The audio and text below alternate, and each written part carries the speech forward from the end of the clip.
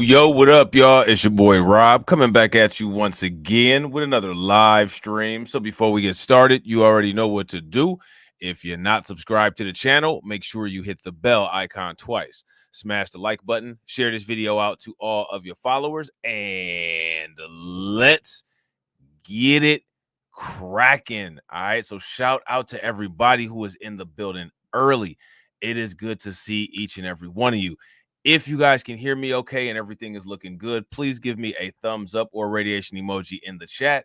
If you guys cannot hear me or see me for whatever reason, please give me a thumbs down or an angry face. While you guys are doing that, I'm going to shout out each and every one of you who is in the building early. All right. Shout out to Janesta Coleman. Good to see you. Shout out to my man Tarek. All right. And as more people start commenting, you will definitely get your shout outs. All right. So this is part 2. All right, we're going to do very thorough breakdowns of each piece of Kamala Harris's economic agenda. We're going to ask the question, are these pieces of her policy Biden era 2.0, and will it help her get elected? And who these policies actually benefit? Do they benefit you? Do they benefit you enough to where these would be policies that would get you off the couch? What we're going to do now is we're going to finish up the segment on price gouging. Okay. We're going to talk about this idea that she has of how to, quote unquote, curb inflation through price gouging regulation, which technically price gouging regulation as it's currently defined by her policy, which is not very defined at all, very loose definitions. It's very near price controlling. Okay. It's very near price controlling. I don't think people want to go down that rabbit hole of dealing with our economy and our markets like that. I don't think that that's a good idea. Me personally, some people may think it's a good idea. Some people may not. I'm one of the people that does not. Okay. Once we've completed this, we will do another stream where we specifically talk about her housing proposal. We're going to take a thorough breakdown of that. It may take 2 or 3 streams. We're going to look at how it affects the people that it's made for. We're going to see who it affects. We're going to see who's going to have the highest likelihood of eligibility. And at the end of all of that, we're going to ask, is this something beneficial that would be enough to get you off the couch? Okay. So we're going to do a quick overview. We're going to watch this video. And this video here talks about the unveiling of her economic policy. Now, I wasn't aware of this, but Trump also unveiled an economic strategy in North Carolina. Shout out to DJ Elmo. In the last stream, DJ Elmo had asked, what about Trump's economic policies? If you find anything about Trump's economic policy, would you be willing to go over that? I found something. All right. If you guys want to go over it, please let me know. All right, in the comment section after the video. I'll drop the link to it in the Discord. And if you guys want to go over it, we definitely will. Meet the press now. I'm Kristen Welker. Vice President Harris today made her first major policy-focused speech as a presidential candidate, speaking of battleground North Carolina just days before the Democratic National Convention gets underway. Referencing her own middle-class upbringing, Harris laid out her broad economic plan. She seeks to define herself and her candidacy, tackling one of her biggest vulnerabilities, the economy. Voters say it's their most important issue heading into November, and it's one where President Biden was getting low marks. Harris's economic agenda includes proposals to give down payment assistance to first-time homebuyers, a federal ban on price gouging in the food industry, and tax cuts for families with young children. She touted those plans today while attacking former President Trump for his economic proposals. When I am elected president, I will make it a top priority to bring down costs and increase economic security for all Americans.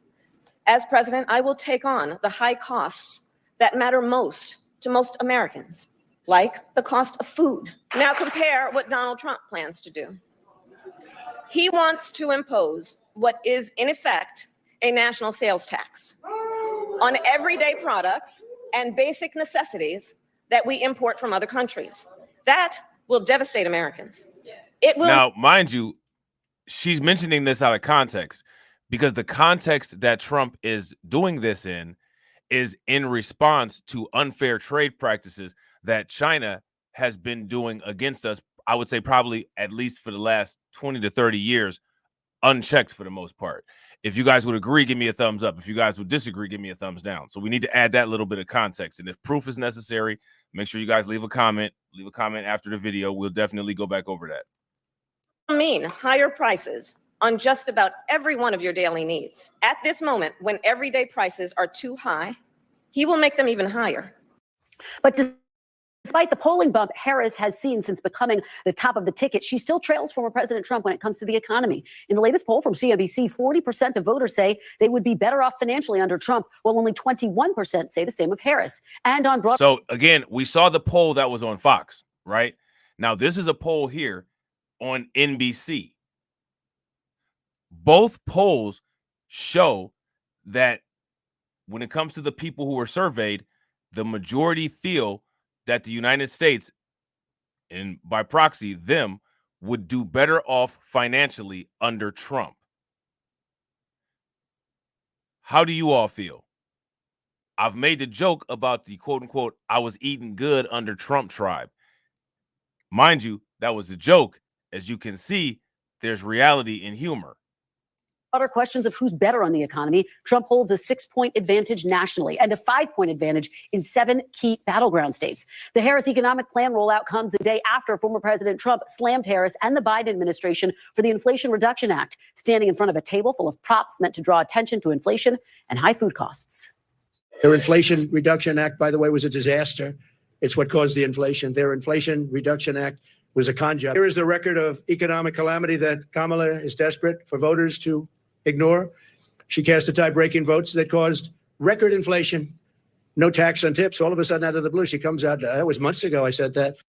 And of course, a number of factors caused inflation, according to economists. But the former president also veered into other topics. And we will go over that no tax on tips, because that's something else that's true. This is something else that's true. That was his policy. Kind of shocked some of the Democrats because they weren't expecting her to recite his policy. We're going to talk about that.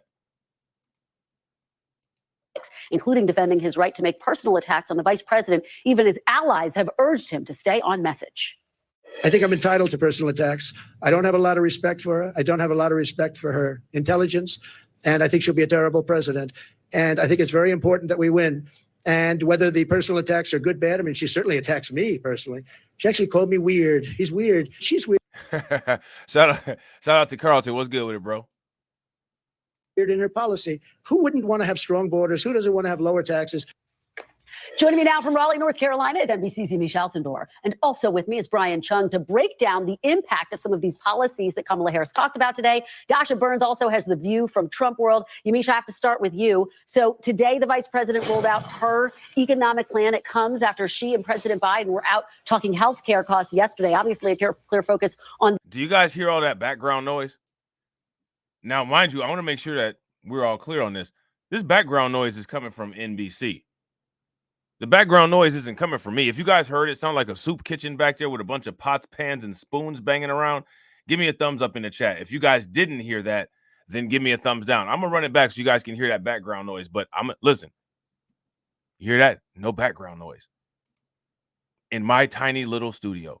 Now look at the multi-million-dollar studio of MSNBC. She certainly attacks me personally. She actually called me weird. He's weird. She's weird in her policy. Who wouldn't want to have strong borders? Who doesn't want to have lower taxes?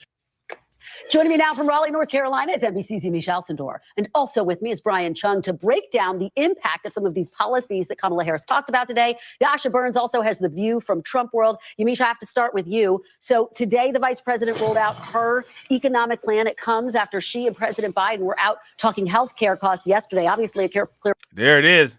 I mean, you can hear it loud and clear. I don't know what's going on back there. I think it might be here where the black lady is at, because it looks it looks like they might be like at a gym or something. I don't know where she's at, but it looks like there's some stuff going on in her background. That might be where that noise is coming from. Focus on the economy. How much is the Harris campaign actually trying to distance itself from any? Shout out to DJ Elmo. What's good with it, bro? And shout out to my man DeAndre. Make sure you guys show DeAndre some love. Throw some like enforcers in the chat for DeAndre, enforcing those likes. Definitely appreciate it. Negative perceptions of the Biden administration. Well, it's a key question, Kristen, Yep. and I know there's going to be some background noise behind me because I'm here at Wait Tech. Yep, there it is. There it is. There it goes. The background noise. Got it. See, just you know. Got to make sure we keep that professionalism high. You know what I'm saying? It's the largest community college in North Carolina. She was just here, but now they're packing up because she's left and is on her way back to D.C. But what you heard from the vice president here, someone who's trying to lean into the idea that she wants to build, not really distance herself from the Biden administration, of course, the Biden-Harris administration's policies. So a number of the things that she's proposing, policy stances that she's getting into detail on, are building on some of the things that President Biden has been doing, including things like capping insulin at $35 for out-of-pocket expenses, as well as even also cutting middle-class tax, putting tax cuts for middle-class families. Also, now we're going to go over a report, all right, about these policies right here. And the reason why we need to go over this report is because according to this report, the agenda would add $1.7 trillion to the deficit if added temporarily, if they were only in effect for 4 years. If these things that Kamala Harris wants to implement are extended permanently, the fiscal impact would create an additional $2 trillion to the United States debt. Okay? $2 trillion to the United States debt. Shout out to DeAndre. DeAndre said, I guess the coffee had the desired effect. Now, you know what? You know who you guys can thank for this live stream? TD Media Group is the unofficial, inspiration for this live stream. So make sure when y'all run into TD, y'all throw that coon emoji in the chat and tell him you said thanks. providing sort of help to renters and first-time home buyers. So a lot of the things that she was talking about are things that President Biden has wanted to champion. But it's interesting because this policy speech was also a personal speech. She, of course, laid out those details that I just shared. But she also talked about her upbringing. She said her mom saved for more than a decade to buy her first home. And she said, I remember as a teenager seeing the excitement in my mother's eyes, and I understood the importance and power of homeownership. She also talked about working at McDonald's as a young woman and saying that she was sort of working at the fast food chain to earn extra money, but she saw other people who were supporting their whole families on that McDonald's salary, that McDonald's fund. So she was really talking about the fact that she wants to make the middle class a center of her campaign. She said building the middle class will be really a principle that she... Shout out to my man Shaka. What's good with it, bro? Will try to build her presidency on if she is elected. And she also talked about creating what she called a, quote, opportunity economy, really saying that every American should have access to living wages and no child should grow up in poverty. So a lot of details, but also some personal real reflections on that part. And of course, as you said, she also attacked former President Trump, saying that he's looking out for the rich while she's looking out for the middle class, Kristen. Yeah, and the economy undoubtedly where this battle will be fought. Yamiche, let me ask you about the backdrop, the fact that she was there in North Carolina. Trump was there earlier this week. This is a state that was initially out of reach. At least that's how Democrats viewed it when President Biden was at the top of the ticket. Now it looks a whole lot more competitive. What are you hearing about the strategy to potentially try to win this state? Well, Harris allies and campaign officials absolutely feel bullish about North Carolina, as they do about other states like Georgia. They're really trying to pour as many resources as they can into this state. She's really going to try to lean in on Southern Black voters in this state, but also really talking about the middle class and trying to build on this economic message, trying to... So you heard what she said, right? So let's deal with this first. Kamala Harris is going to try to lean into Southern Black voters. We got to start asking logical questions. How can you possibly lean into Southern Black voters when you have literally made one of your famous viral moments that you're not going to do anything for Black people? What is she going to, if you're going to target this specific demographic, I want to target Southern Black voters in North Carolina. Doesn't it make sense? Okay, well, you have to do something that's going to benefit them.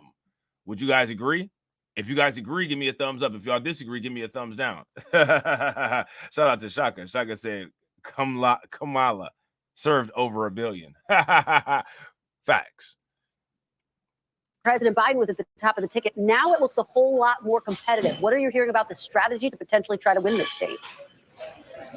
Well, Harris allies and campaign officials absolutely feel bullish about North Carolina, as they do about other states like Georgia. They're really trying to pour as many resources as they can into this state. She's really going to try to lean in on Southern Black voters in this state, but also really talking about the middle class and trying to build on this economic message, trying to peel away some voters. So now we gotta isolate this, right? We're gonna cut off everything else that she said. What is she gonna do for the Southern Black voters in North Carolina? What is she gonna do for them? How can it be said that she's going to do anything for the Southern Black voters in North Carolina if she's already said she's not going to do anything specific? How can you target any group if you're not going to do something group specific? Does that make any sense? So basically what's going to happen is she's going to go to North Carolina, and unless she's changed her position, which we're going to take a look at how she flip-flops.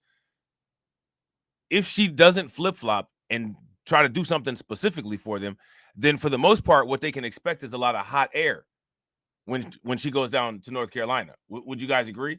If you guys agree, give me a thumbs up. If you guys disagree, give me a thumbs down. Shout out to DeAndre. DeAndre says that's a $25,000 question. Ooh, and we got some $25,000 answers coming up later on today too. Voters who maybe liked former President Trump on the economy, but maybe don't like the rhetoric and the personal attacks that he's now been continuing to make on her. So she's really trying, I think, to appeal to the broader sort of independent voters here in the state, along with, of course, the base voters. They're going to try as best they can to get people motivated to turn out. And of course, the energy that we've been seeing pulsing through the Democratic Party for the last few weeks, I also saw that here. People were clapping. She was on the rope line, hugging and taking selfies for a long time here. So people definitely much excited to see her here in North Carolina. Well, Yamiche Alcindor there to cover all of it on the road with Vice President Kamala Harris. Yamiche, thank you so much. Let me turn now to Brian Chun. Brian, we, of course, as Yamiche just laid out, heard the vice president today pitch a number of policies on everything from housing to lowering taxes, tax credits for families who have children, and then trying to ban price gouging on groceries. What is the reality check here? How much of this is something that she can actually carry out within her first several days of office? Yeah, well, I mean, she's going to need help from Congress to do a lot of these things, namely with those child tax credits and also with the funding to try to build some of those homes. Now, I actually want to zone in on the housing bit because, again, from a zoomed out perspective, really what this is all about is overall inflation. And we got an inflation report earlier this week that showed that 90% of the inflation that we saw in the month of July was attributed to housing costs. So this is really the... So according to him, a report that he read, 90% of the inflation that we saw was a result of housing costs. So now here's my question. Based on what MSNBC is saying, if 90% of the inflation that we saw is a result of housing costs, how is a price gouging legislation going to affect that? How is price gouging legislation going to be able to decrease or mitigate some of the inflation if 90% of it comes from unrelated industry sources? This all goes back to what I was saying. The biggest piece of the puzzle here in trying to get inflation down. So she wants to, well, give that $25,000 to first-time homebuyers to make it easier to cover that down payment. That's good on the demand side of things. But guess what? It's not really going to do you any good if you have that $25,000 incentive if there aren't any homes in your neighborhood to buy up. That's why she's focusing on the supply side of things by trying to build up 3 million homes over the course of this plan if she is elected. And she's going to do that by doing a $40 billion innovation fund to try to spur creative ways to build houses, in addition to offer tax incentives to homebuyers that are going to prioritize starter homes for first-time buyers. Now, this is going to be such an important part of the equation here, Kristen, because again, you can only make home prices go down if you can make the supply and demand equation of both sides work out. All right, great if you give that $25,000 incentive. It's going to take years to build those homes and get the supply up there. So now this housing initiative, according to what this guy is saying, and again, remember, this is NBC. This is liberal media. This is not me reacting to a Fox News clip or anything. This is NBC. So now, who's to even say with this housing initiative she'd be able to do this within her time of being a president in 4 years if she's even elected? This is all a big gamble, and I don't know if the jackpot is worth the risk that this gamble takes. Even with 3 million homes, there are some estimates out there, Kristen, that the shortfall in this country of how many homes we need to get back to equilibrium, somewhere between 4 to 7 million. So there's going to be a lot of open questions there. And let me drill down with you, if I can, Brian, on the inflation numbers. Obviously, they hit a 3-year low. As you're talking about, what is the significance of that? And what's the reality check in turn? I mean, obviously, prices are still high at the grocery store, and that's part of the issue. And we're looking at a potential interest rate cut by the Fed next time it meets. Yeah, well, I mean, the language around this is a little bit confusing because you hear inflation is down. Yes, the rate of inflation is down. It was somewhere around 9% in the summer of 2022. It's come down to 2.9% as of the last reading that we got earlier this week, which covers the month of July. But it's still a positive number. We're talking about plus 2.9%, which means that prices are still going up. They're just going up at a slower rate than they were compared to this time last year, compared to especially the year prior. So the real big story here is that inflation is getting a little bit closer to what economists say is a healthy level, which is 2%. We're still above that, but that might be the green light for the Federal Reserve, which over on their side of things, they've been keeping those interest rates high. That's the reason why your mortgage rates and your credit card rates are so high. Well, now we're hearing from the Fed that, okay, well, with inflation getting a little bit closer to their 2% target, maybe they can cut interest rates, but they don't have their next meeting until September 18th. So for those that are kind of holding their breath, hoping they can see cheaper borrowing costs, that might not happen until next month, Kristen. Well, it's an issue that voters are tracking so closely. The top issue still for so many voters all across this country. Brian Chung. Now, let me ask you guys this. If we're looking at this, right, say, for instance, you're a voter and you're one of those voters who believes that Trump-era policies are better for the economy than Biden-era policies, is this going to steer you towards a Trump vote, or is this going to steer you towards a Harris vote? Let me know what you guys think. Thank you so much for breaking down the complicated details for us. Really appreciate it. Let me turn now to Dasha Burns. She's covering all things Trump campaign. So Dasha, look, if you look at the polling, most of the polls show that former President Trump still has an advantage on the issue of the economy. Does the campaign feel as though he's doing a good enough job of staying on message? He had that big event yesterday that was centered around the economy. He did start off on the economy, but he quickly veered into personal attacks against Vice President Harris. Well, look, it's a good question. And, you know, his allies have been on the airwaves and behind the scenes trying to convince him to focus on the issues, focus on the policy, and really contrast what he did in his administration versus this administration to try to tie Harris to President Biden. Because Harris has started to make up the gap on the economic polling a little bit, Kristen. But for Biden, that gap was wider. And so the goal. So, again, pay attention to this poll. Pay attention to this poll. Trust to do better on the economy. Trump versus Harris. Now, we're going to take a little poll in here. If you trust Trump on the economy, give me a thumbs up. If you trust Harris on the economy, then give me a thumbs down. Yeah, I got shout out to Shaka. He did what she and her minions did. Yeah, absolutely. I mean, they're talking about personal attacks. The first 2 days of the DNC, as we've seen, the entire, for the most part, presentation has been personal attacks. Maybe like 80% personal attacks and 20% talks about policy. And most of the policy talks were clipped up, cut together, low-level YouTube videos, if you ask me. For the folks in Trump's orbit is tie the two of them together, and that will make it an easier argument for the former president. But even standing in front of those boxes of groceries yesterday, Kristen, he had a hard time driving that message and sticking to that message. He was asked about the advice to go policy over personal attacks, and he said to reporters, I feel like I'm entitled to those personal attacks. He feels like he has to do this his way. And you know as well as I do, when you talk to people in his orbit, to his advisors, they know they can't control him. They can show him the data, they can show him the advice, but Trump is going to be Trump, and that's in part the tough balance that his team has to walk. They say Trump is our secret sauce, an advisor told me. That means who he is the reason that he's become this notorious, unique figure in politics, but it comes with that double-edged sword of he'll go on the attack in ways that might. I would actually agree with this assessment of Trump. Like a lot of the strengths with Trump can quickly be made to be weaknesses, and at the same time, a lot of the weaknesses can quickly be made to be strengths. And honestly, I don't really know if it's in the best strategy for his people to try to control him. You know what I'm saying? If you ask me, he's probably the only person that can actually balance himself in a way where he can get stuff done effectively. I don't think most people have skills to be able to manage somebody like that. I think the best thing that they can do is just present him with the best possible information. And if they really believe that he's going to win, just kind of leave it to him to do his thing and trust when he messes up real bad and take advantage of it when he does good. That would be my approach if I was on the team. And I know it may sound bad, but when you try to go against, when you try to force something into something that it isn't, it doesn't really work a lot of the time. You know what I'm saying? Shout out to my man AW1. Yo, I appreciate it. AW1 kicking it off with the $2 super chat. Make sure you guys show AW1 some love. Throw some flames, some radiation emoji, and some ducks in the chat from my man AW1 funding the organization. How do you think that we fund this organization, huh? We're not exactly the march of dimes. cash rules everything around me. Cream, get the money, dollar, dollar bill, yo.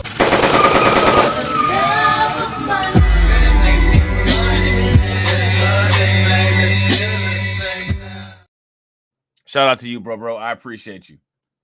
Shout out to DeAndre. DeAndre says, economy, border, better off either administration. Trump is up percentage-wise. Yeah, I would agree. I would agree 100%. Turn off some voters, Kristen. Yeah, you know, we just are getting this new reporting as we are all preparing to cover the DNC next week. The Trump campaign saying he's going to be out in battleground states. He's going to be. Hey, shout out to my man AW1 for standing on business for 13 months. Make sure y'all throw some flames, some radiation emojis, some ducks, some money bags in the chat for my man AW1 standing on business for 13 months. I'm standing on business. I'm standing on business. I'm standing on business. Standing on business. Counter programming that event. What do you know about what we can anticipate seeing next week? Any sense that he'll be staying on message then?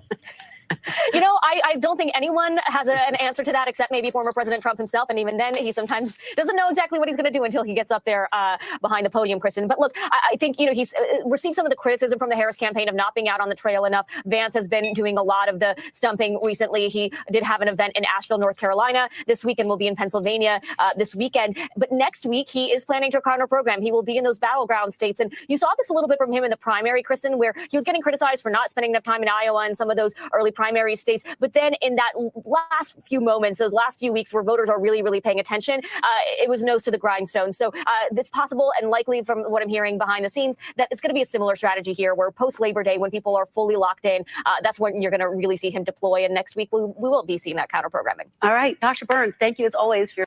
All right, so there's that. All right, so now what we're about to do is take a look at this article here from Headline USA. All right, and this article from Headline USA is going to discuss some of the issues that Kamala Harris has with being a flip-flop. All right, because we got to understand this whole flip-flopping issue to understand why we got to question some of this stuff as much as we do. All right, Kamala Harris flip-flopping comes into focus as she tries to rebrand as a moderate. Okay. She's a political animal. There's no question about it. So they said she's an animal. Oh, man. As California's Attorney General, Kamala Harris successfully defended the death penalty in court, despite her past crusade against it. As a new senator, she proposed to abolish cash bail, a reversal from where she chided San Francisco judges for making it cheaper to commit crimes by setting bail amounts too low. Okay. And now, as vice president and Democratic presidential nominee, Harris's campaign insists that she does not want to ban fracking and oil and gas extraction process, even though that was precisely her position just a few years ago when she first pursued the White House. So we got to ask this question. Is there an issue that Kamala Harris has ever been consistent on? Can anybody name an issue that she's been consistent on? You know what I'm saying? Politicians often recalibrate in the face of shifting public opinions and circumstances.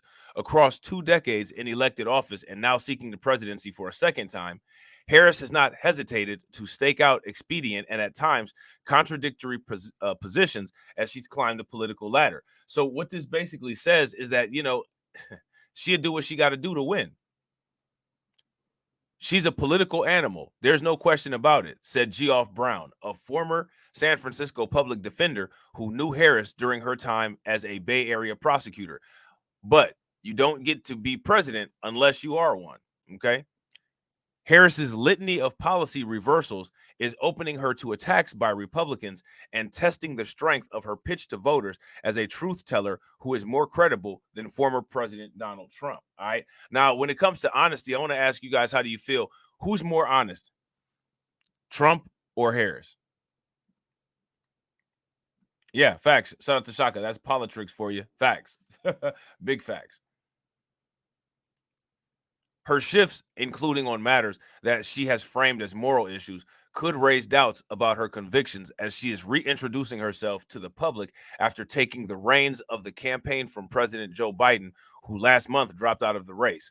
In addition to reversing course on fracking and cash bail, Harris has changed track on issues including the C-19 vaccines, healthcare. She supported a plan to eliminate private health insurance before she opposed it, and gun control. Okay.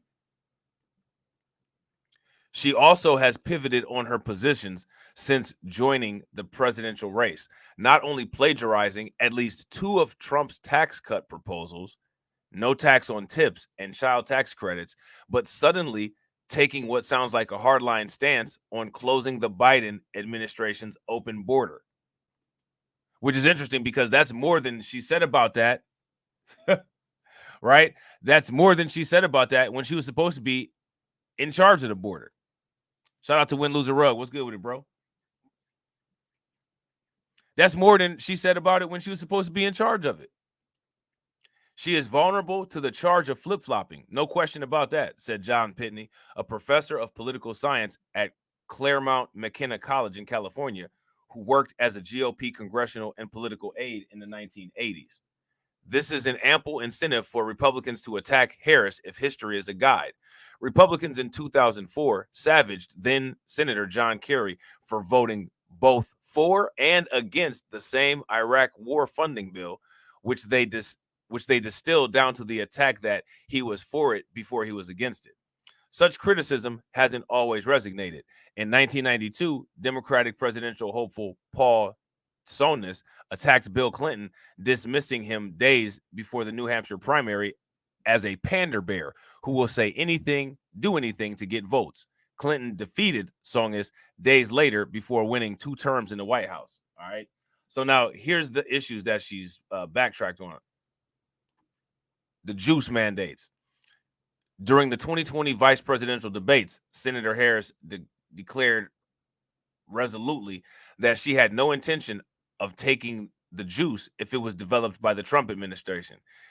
If Donald Trump tells us to take it, I'm not taking it, she vowed. Okay. Indeed, Trump's Operation Warp Speed paid off within a week of the November 3rd, 2020 election, with Biden declaring victory despite ongoing challenges. Moderna announced that its experimental mRNA juice was ready to go public. 2 of the others followed in short succession, Pfizer and a traditional juice offered by Johnson & Johnson. Quickly, however, questions began to arise about the necessity and safety of the juice, with much of the opposition coming from conservatives. All right. By the following July, Harris had completely reversed course. At the juice mobilization event in Detroit that month, she revealed a full reversal.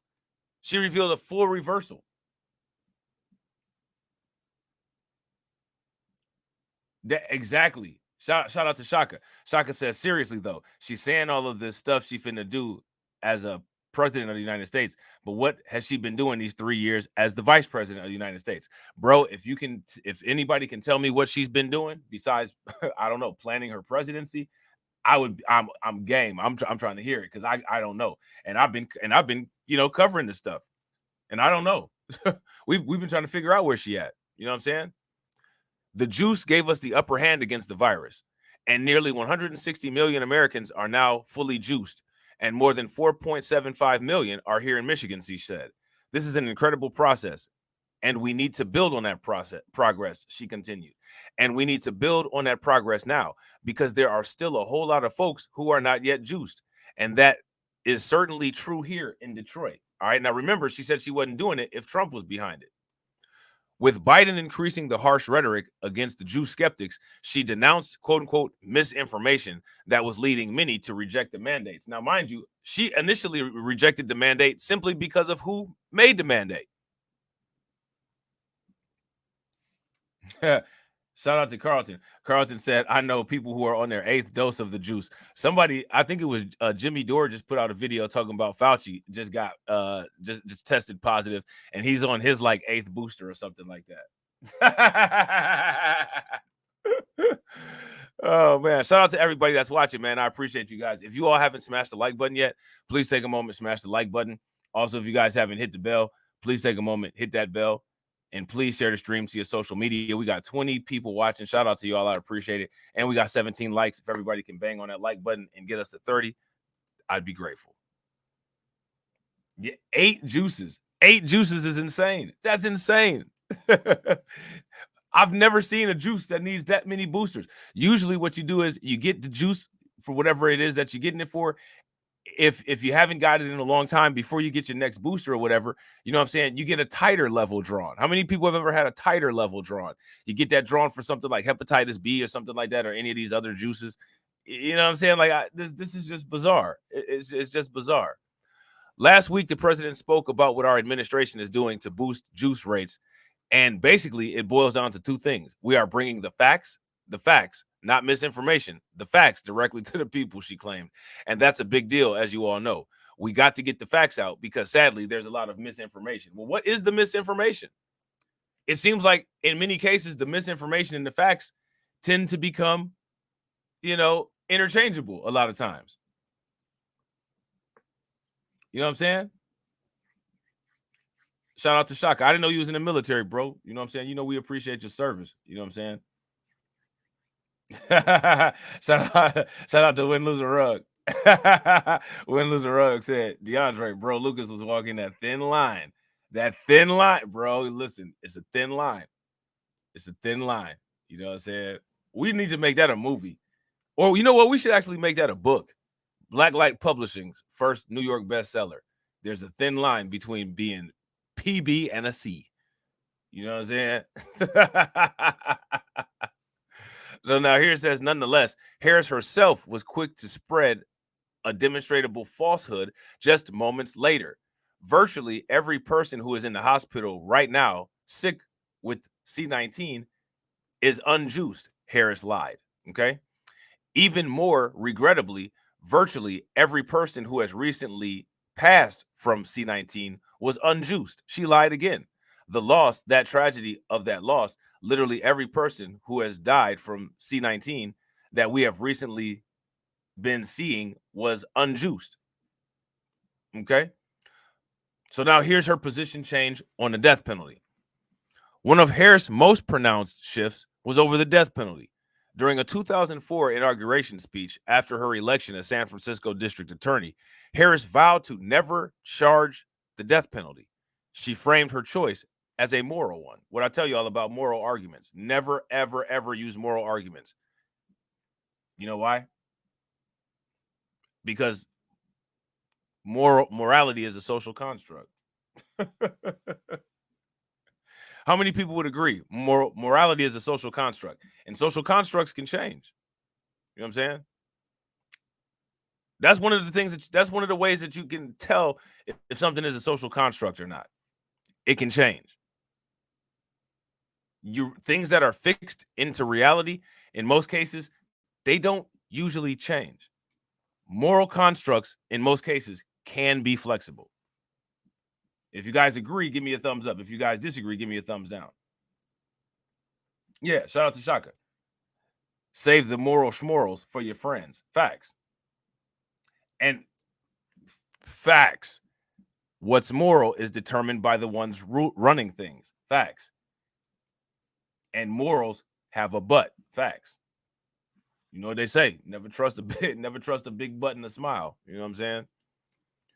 So now here says she stuck to that pledge when a 21-year-old gang member was accused of deleting San Francisco police officer Isaac Espinoza.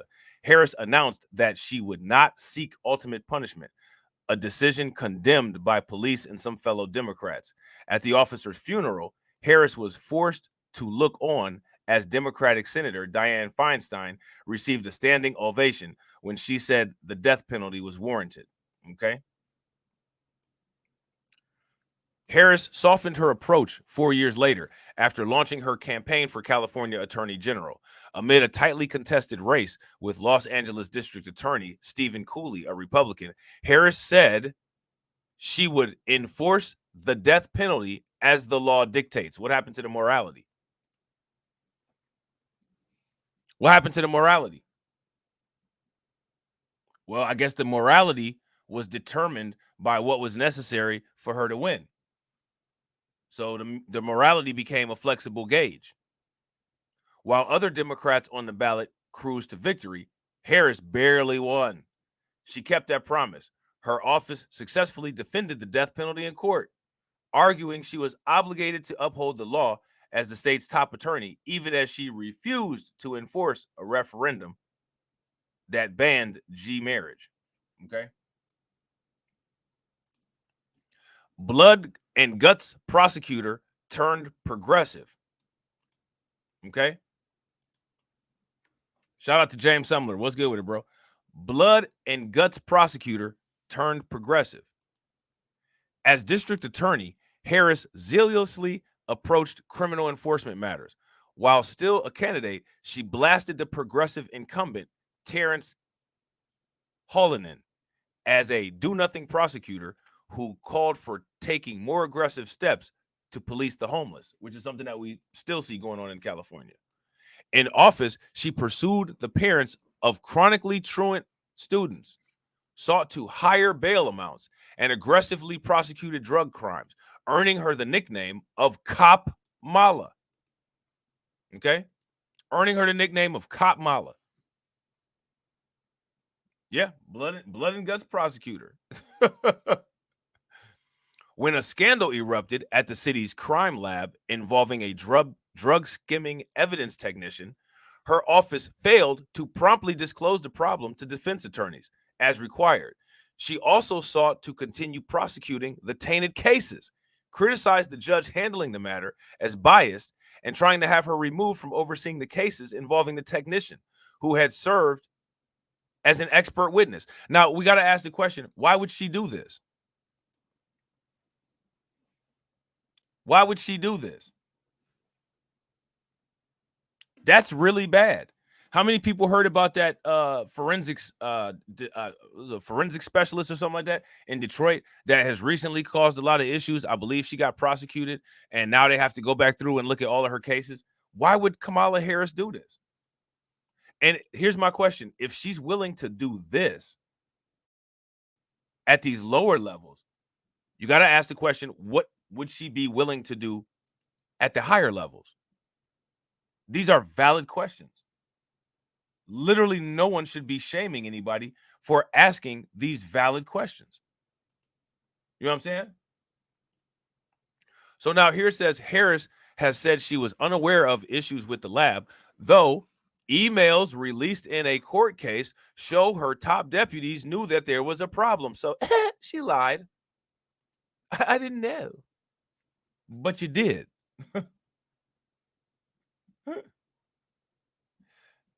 Shout out to DeAndre. Yo, if you see any of them, drop them in the Discord, bro, and we'll check them out. Yeah, shout out to Shaka, because she knew she was wrong back then. She used to smoke too. Probably got to her memory. Probably got to her memory. You know what I'm saying? She was a blood and guts prosecutor, said Bill Fazio, a longtime San Francisco attorney who ran against Harris in the 2003 district attorney's race. My history with her is she never gave away cases. Okay. As Attorney General, Harris continued to take hardline stances on criminal justice matters. She appealed convictions. Look at this. She appealed convictions that judges had ordered thrown out. Her office fought a court order mandating the release of state prisoners due to overcrowding. She also opposed legislation requiring her office to investigate shootings involving police and declined to back statewide standards for the use of body cameras by local law enforcement. How many people knew that? If you guys were aware that she was on that, give me a thumbs up. If you guys were not aware that she was on that, give me a thumbs down. Okay. Once elected to the Senate in 2016, however, Harris jettisoned many of those positions amid speculation she would pursue the presidency. She sought instead to portray herself as a quote-unquote progressive prosecutor and proposed sweeping reforms, including abolishing the cash bail system, which her attorneys had defended in court just months before, and imposing a moratorium on the death penalty. Now, how do you make those changes like that fast, and then don't expect to have any criticism?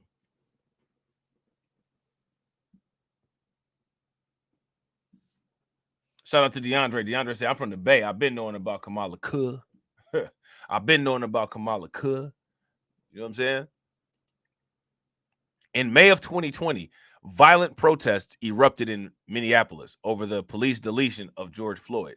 A police station was torched, and Minnesota Governor Tim Walz, who we now know is Harris's running mate, eventually called in the National Guard to help quell the unrest.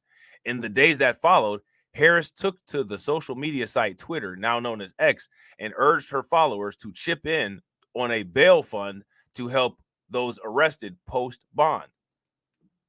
Very different than the song that she was singing when she was in California. It's unclear if Harris, who tweeted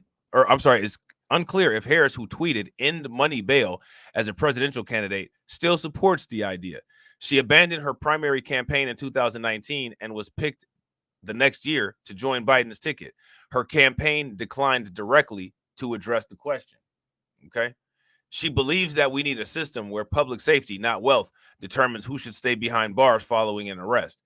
Anyone who is a danger to society should be detained regardless of how wealthy they are, said campaign spokesman James Singer.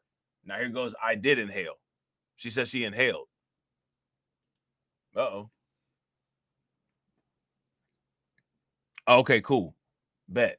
I'm going to take a look at him, and we definitely going to get something up. Shout out to Get Noticed with Nikki. What's good with it? This is wild, man. This is wild. Most Americans live in states where marijuana is legal in some form, and Harris is now the first major party presidential nominee to advocate for marijuana legalization. But at different junctures of her time in office, she has been an enforcer of cannabis laws and an opponent of legalized use for adults in California. Though she defended marijuana's use for medical purposes as district attorney, her prosecutors in San Francisco convicted more than 1,900 people on cannabis-related offenses. Okay, so now you got, who was that? D.L. Hughley that said he ain't got time to tarry because this was lies and it's not true. You know what I'm saying? Because this was lies and it's not true. In 2010, when she was running to become California's top law enforcement official, she opposed allowing marijuana sales for recreational use. At the time, she said it would cause confusion in the state's loosely regulated medicinal marketplace. When running for re-election as California's Attorney General, Harris said she did not support legalizing recreational use of marijuana, a position endorsed by her Republican challenger. By the time she was running for president in 2019, she had reversed course and was even joking about having smoked the drug. I did inhale, she quipped during a radio interview, referring to smoking pot in her college days, twisting a line Bill Clinton used in 1992 campaign to deflect criticism that he had used the drug. Okay. Earlier this year, she said it's absurd that the federal government classifies marijuana as more dangerous than fentanyl, and she criticized the federal classification of cannabis as patently unfair. Harris has undergone a quote-unquote evolution in thought on the issue that is representative of the American public at large, said Megan Fox, political director for the National Organization for Reform of Marijuana Laws, or NORML, which is hilarious because Kamala Harris is very abnormal. With most American adults supporting legalization, Fox said, it's not surprising that any particular politician also would. I don't know about that. Gun buyback supports backfires.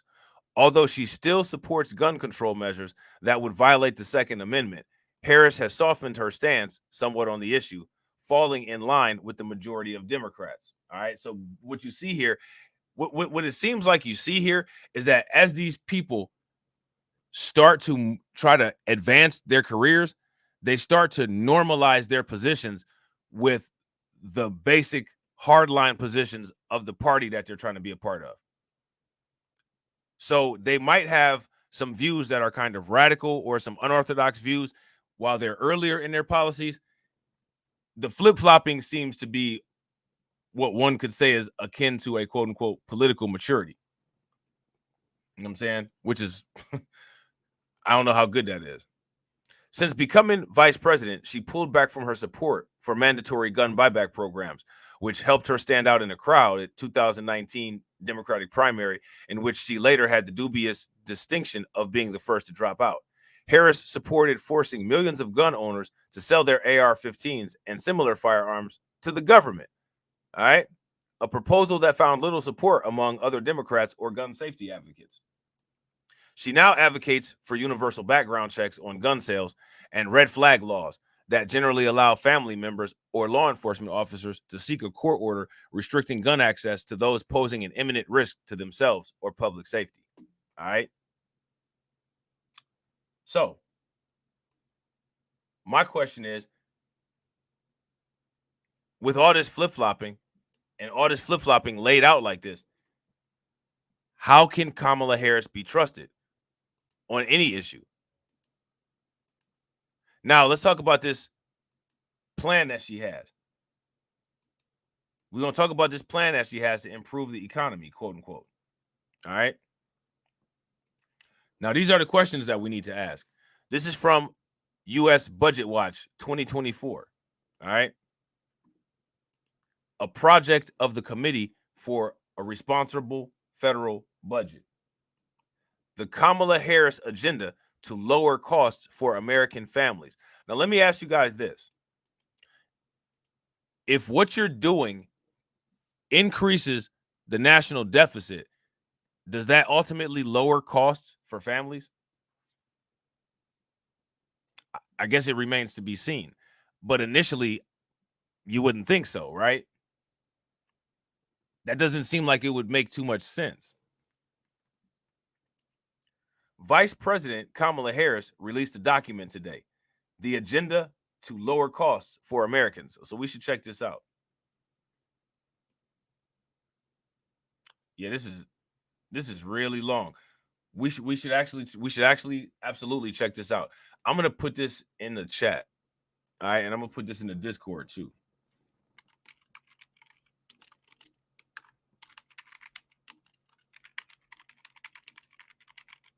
All right, so here's the link for it in the chat. 1 second. Then I'm gonna throw it in the Discord too. Yeah, shout out to Shaka. The math ain't mathing. Facts. If y'all agree with Shaka, give me a thumbs up. If y'all disagree, give me a thumbs down. Yeah, the math ain't mathing. You know what I'm saying? It definitely ain't mathing. Let me see. Hold on. So we're gonna look at that at some point. You know what I'm saying? So now here it says, the Vice President, Kamala Harris, released a document today, the agenda to lower costs for American families, that outlines a number of proposals she would aim to enact if elected president. Taken together, we estimate that the policies in this plan would increase deficits by $1.7 trillion over a decade. Now, here's my question. What is that going to do to the economy? Yeah, facts. Shout out to Shaka. When you rob from Peter, somebody got to pay Paul. Facts. And that's all this is.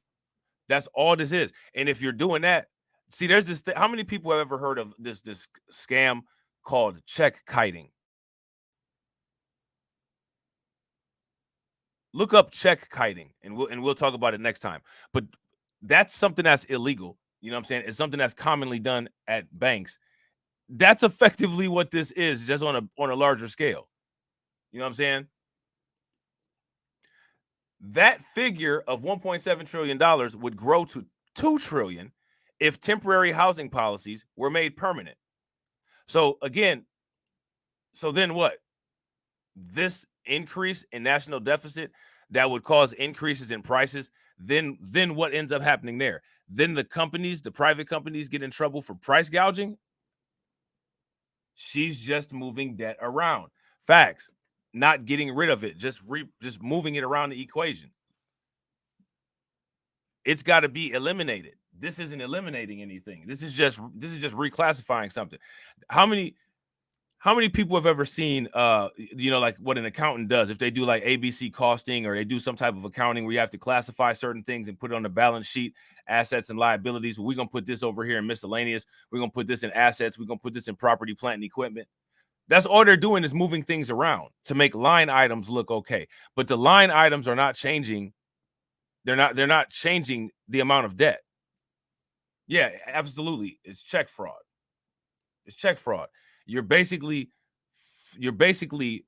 representing a value of money and paying for things with that represented value when there's actually no money behind it.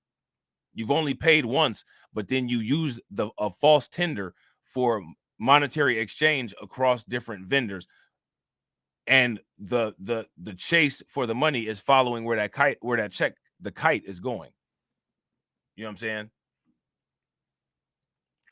So now here it says the Harris campaign said this would be paid for through taxes on corporations and high earners, and that they would support the revenue raisers in the president's fiscal year 2025 budget, but has not put forward, specific offsets as part of their agenda to lower costs for American families. So again, nothing that I'm saying here is misinformation. I've been saying one of my biggest issues with this is that it's not specific enough, which gives them the leniency to be able to do whatever they want to. And here it is, yet another report that we're reading that verifies that. So when people say, oh, well, these people are just, conservative plants and yada, yada, yada, notice how anytime people make these accusations and say that people are conservative plants and all this stuff, they never have any research in front of them. Here's the research. Here's the research. There's a reason why those people make tiny videos where there's just a bunch of talking points, and there's a reason why my streams are so long and in depth. There's a reason. You know what I'm saying? And the reason is because any claim that I make, I want to make sure that I've thoroughly shown every place where I drew my information. And if I make a mistake in a claim that I make, I want to be able to source the mistake that I've made back to the incorrect or inaccurate information that I may have used in making my assessment. But I will try to use it to show that at the time when that was the best information that I had, I was using the best available information while admitting, yes, I made a mistake. You know what I'm saying? So now here it says, while several of the proposals focus on regulatory changes aimed at lowering prices, the agenda also includes several tax credits and spending changes with significant fiscal implications. These include a $1.2 trillion expansion of the child tax credit, a $400 billion extension of enhanced health insurance subsidies, a $150 billion expansion of the earned income credit, and a $200 billion in support for affordable housing and first-time home buyers, partially offset by $250 billion of prescription drug savings. All right. So again, this whole paragraph right here is literally explaining what Shaka and DeAndre are down there talking about as far as, you know what I'm saying, robbing from Peter to pay Paul. Shout out to Win Lose a Rug. Win Lose a Rug said, exactly, just got done watching a great example of that. Yeah, I mean, somebody would do a 9-minute video and be like, you're just making stuff up, and then show screenshots. I'm not making stuff up. You know what I'm saying? I've literally never made anything up. And I'll tell you, if I'm making an assumption, I'll tell you I'm making an assumption. If I'm reading something as a statement of fact, I'll tell you this is a statement of fact. Here goes the fact. Here's where I got it from. Now, here's an assumption that I made. I'm making this assumption based on this data that I have. Most people don't even have the common decency to say that. And regardless of if I favor somebody or if I don't favor somebody, I'm going to be honest about the data. You know what I mean? A lot of people are very biased.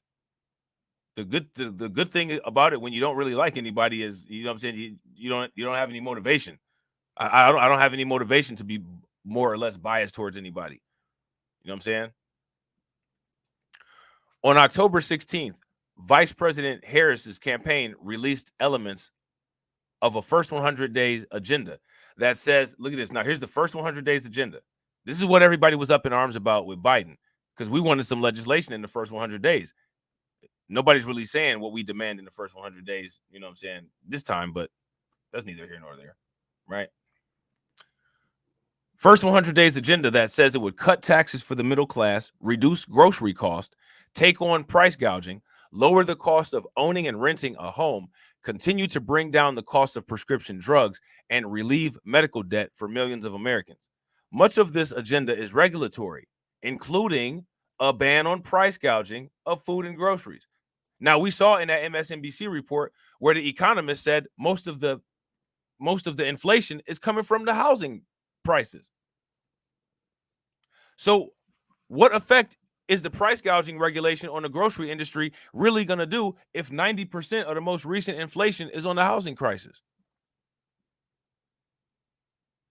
Make it make sense. The tax and spending elements of the agenda include, all right, so here's what we include right here. Expanding the child tax credit by making it fully refundable, increasing the base credit from $2,000 to $3,000, and further increasing the credit to $6,000 for children in their first year of life and $3,600 for other children under 6 years old. Extending the Enhanced Affordable Care Act subsidies that reduce premiums paid by households buying health insurance on the exchanges, which expire at the end of 2025. Expanding the earned income tax credit by increasing the credit available to workers who do not have child dependents for tax purposes. Establishing a first-time homebuyer tax credit, which we'll be looking at this in depth, of up to $25,000 to help cover the cost of a down payment. Now, let me ask you guys this question. How is that for a down payment? Houses are pretty expensive, depending on where you are in the United States. I don't know how much that would really help. You know what I'm saying? Further supporting affordable housing with tax incentives for building starter homes and expansion of existing tax credits to support the development of affordable housing, and a $40 billion housing innovation fund. Lowering prescription drug costs by capping the cost of insulin, accelerating drug negotiations, and increasing transparency and competition among drug manufacturers. The fact sheet released by the Harris campaign states that most of the housing-related policies would be in effect during the 4 years of the next presidential term, while the other policies appear to be permanent. Although the fact sheet is lacking certain details that would be necessary for a full analysis of these policies, many of them resemble proposals in the Biden-Harris administration's most recent budget. So again, that goes back to the question that I've been asking. Is this simply Biden-era policy 2.0? Is this Biden-era policy 2.0? That's the question. Shout out to Shantae. What's good with it, Shantae? Make sure you guys show Shantae some love. Throw some flames, some radiation emoji, and some ducks in the chat for Shantae, the third stream sponsor. Thank you for funding the organization. How do you think that we fund this organization, huh? We're not exactly the March of Dimes. Cash rules everything around me. Cream, get the money. Dollar bill, yo.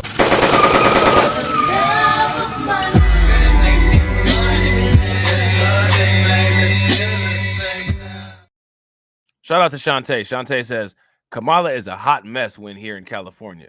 Not many speak on the mother she jailed for child truancy and alleged child trafficking cover-ups. Yeah, check out, if I don't know if you just came into the stream, Shantae, but check out the portion of the stream before. We literally, we believe it or not, we just went over that with a nice, thorough, in-depth article that really focused in on a lot of her flip-flopping that she does. You know what I'm saying? And they talked about that. So now here it says, based on our understanding of these policies, we estimate the new tax credits and spending would cost about $1.95 trillion over 10 years from fiscal year 2026 through 2035, or $2.25 trillion if the housing policies were made permanent. Now, again, no reduction of the national debt in sight. No reduction of the national debt in sight. Yeah, I got to agree. If you guys agree with Shaka, that was part of her track record that people seem to have Alzheimer's about. Give me a thumbs up. If y'all disagree, give me a thumbs down. I agree. That's a whole lot. That is a lot in a short time. A lot. You know what I'm saying? Oh, okay. All right. Shout out to John. John says the average house cost is $412,000. So it's a little over a 5% down payment. So I guess that helps. Okay. Sounds good. This is partially offset by roughly $250 billion of savings from lower prescription drug costs, assuming the Harris policy closely matches. Again, the Harris policy is based on the Biden administration. So again, we got the Biden era 2.0 question, right? Legit questions. This is partially offset by roughly $250 billion of savings from lower prescription drug costs, assuming the Harris plan closely matches the Biden-Harris administration's recent proposals. On net, this means the agenda would add $1.7 trillion to deficits as written before interest. The Harris campaign has emphasized that the major housing policies would only be in effect for 4 years. However, if they were extended permanently, the fiscal impact would grow $2 trillion. Okay. Although the Harris campaign, look at this again, more of not specifying stuff. Although the Harris campaign does not specify how these proposals would be financed, the fact sheet says that Vice President Harris and Governor Tim Walz would fulfill their commitment to fiscal responsibility, including by asking the wealthiest Americans and largest corporations to pay their fair share, steps that will allow us to make necessary investments in the middle class, while also reducing the deficit and strengthening our fiscal health. Again, when you say, I don't know how I'm going to do something, what that says is we can do whatever we want to, whenever we want to get this accomplished. I don't like that. I don't think that that's the best thing that people should jump out the window for. Shout out to AJ. What's good with it, bro? If you guys agree, give me a thumbs up. If y'all disagree, give me a thumbs down. The campaign has also communicated to us that Vice President Harris continues to support all of the revenue-raising provisions in the president's fiscal year 2025 budget. The Committee for a Responsible Fiscal Budget will analyze the fiscal impact of any such offsets once they are released. Importantly, Vice President Harris's agenda to lower costs for American families represents just one part of her overall campaign agenda. Previously, Vice President Harris has proposed eliminating taxes on tips and raising the minimum wage. All right, so we should probably check those out at some point, which we estimate would cost between $100 and $200 billion over a decade. She has also said that she will release plans supporting education, childcare, long-term care, among others. All right. So again, a lot of this stuff, you know what I'm saying? A lot of this stuff is very costly. And I don't know if people are really assessing the cost.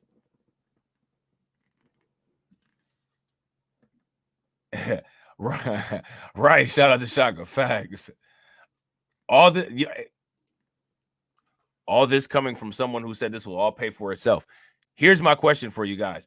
As we're reading this, as we're looking at this, what is the pathway of this paying for itself? How's this going to spontaneously, miraculously pay for itself? That's my question. We will continue to analyze plans from Vice President Kamala Harris and former President Donald Trump as they are released. All right. So there's that. All right. Anybody that's interested in this, drop it in the chat. All right.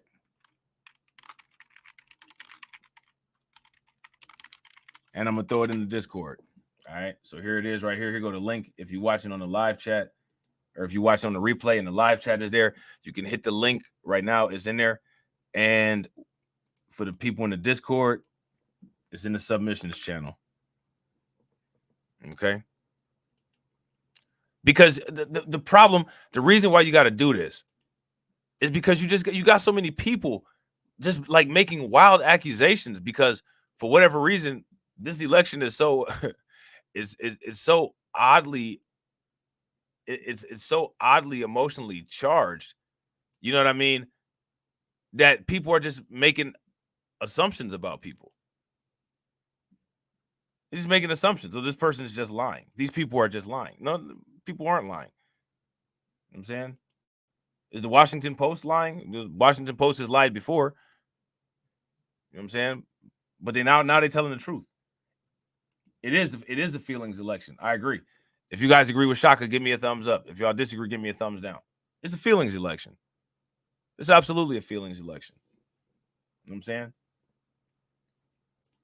Shout out to Shantae. Shantae says her famous saying, what can be should be unburdened by what has been. Right. That's definitely a smoked out saying. You know what I'm saying? That's definitely a smoked out saying. Had she said that before she inhaled, I'd have believed her either way. One of the few things that I'd have believed her about. You know what I'm saying? So now, again, this is the Washington Post. Nobody's making any derogatory videos about the Washington Post, interestingly. Okay. When your opponent calls you communist, maybe don't propose price controls. Reasonable statement. That's reasonable. Right? I would give somebody the same advice. Hey, you know, if somebody says you're a crook, don't go around and say like you're going to steal stuff from people. You know what I'm saying? Like, just, I don't know, just kind of don't go that way. Maybe do something else. That makes sense, right? It's hard to exaggerate how bad Kamala Harris's price gouging proposal is. Now, again, mind you, this is the Washington Post. This isn't Fox. This isn't Newsmax. This is the Washington Post. This is their friends. So we got MSNBC, who has criticized this. Now we got the Washington Post, who has criticized this. For whatever reason, everybody that has an issue with Kamala Harris critics are not criticizing the people who are criticized. They're not criticizing all the people that criticize her. They're only criticizing some people that criticize her. How's that make any sense? Seems like she's getting bipartisan critique. She's bringing the country together.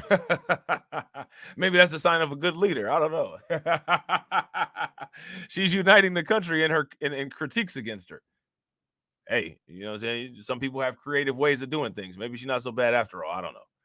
Price gouging is the focus of Vice President Kamala Harris's economic agenda.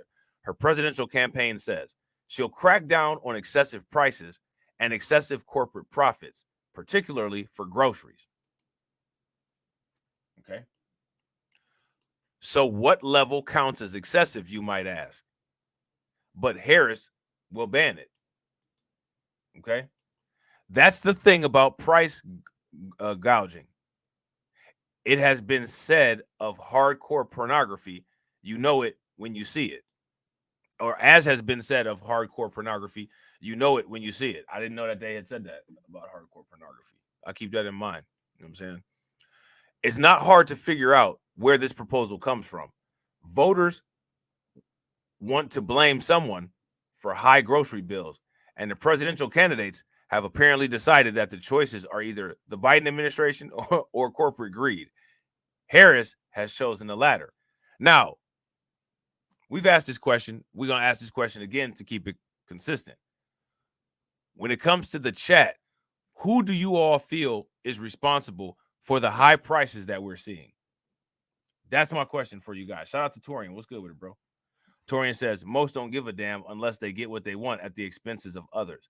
Most don't know or care about the policy, but they do know that person bad, this person good. I agree 100%. That's what we was talking about earlier, about this is the feelings election. Shout out to Nikki. Nikki says the administration. I would agree. I would agree. Especially, and the reason why I would agree is because of the immediate reaction that we saw in prices of everything to the policies and sanctions that were enacted when the Ukraine-Russia conflict started. Prices reacted to that very quickly and very dramatically, and they've fallen to a level of being higher than they were on average before as a result of that spike. Because of that, I would pinpoint that directly to the administration. That's not to say that companies can't contribute, but even if the companies did contribute, to me, the clear protagonist of it was the Biden administration policy that kickstarted it, not only during the C-19 era, but also the issues with Russia and Ukraine. Remember, that was when Biden was calling it the Putin price hikes. How many people remember when Biden was going around calling all the price hikes Putin's price hikes? You remember that? If you guys haven't seen that, watch the videos about Ukraine and Russia that I did on this channel. We'll see plenty of videos of him saying that. And shout out to my man DeAndre for enforcing the likes. Make sure y'all do what my man is saying over here. If you guys haven't smashed the like button yet, please take a moment, smash that like button. Also, if you guys haven't hit the bell, please take a moment, hit that bell. And also, please share the stream to your social media. So now here it says in a news release Wednesday, her campaign said the first 100 days of her presidency would include the first ever federal price ban on price gouging on food and groceries, setting clear rules of the road to make clear that big corporations can't unfairly exploit consumers to run up excessive corporate profits on food and groceries. Now, here's my question. Where's the evidence that that's actually going on right now?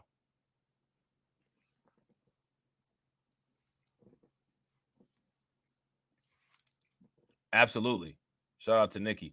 Nikki says when fuel goes up, prices increase. Is that correct? Absolutely. That's absolutely correct. How many people would agree with Nikki? When fuel goes up, prices increase. Yeah.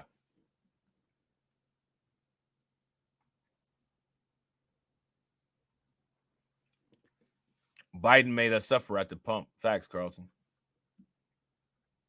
Biden made us suffer. Biden made us suffer in the United States.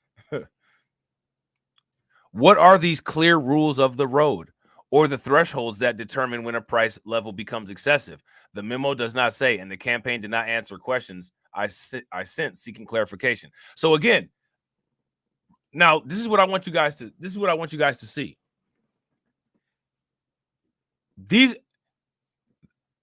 I asked these questions before any of these articles came out. These were the immediate questions that I had about this stuff. You guys remember that? Now the articles are coming out. Now the articles are asking this stuff. How is this bias? These are literally policy-based questions based on my understanding of markets, micro and macroeconomics. Because these things are math. They have relationships. There's rules that govern them. So somebody will see this and they'll say, this is biased propaganda. I literally am getting the majority of the critiques that have been done thus far in the video from liberal media outlets. They're asking the same questions that I'm asking. You know what I'm saying? I'm not asking any biased questions. I'm asking questions specifically about the policy, specifically about the math, specifically about the economic relationship between all of these factors, and asking, well, for one, how is this going to work? And for two, how are we going to create parameters? Literally been the questions that I've been asking.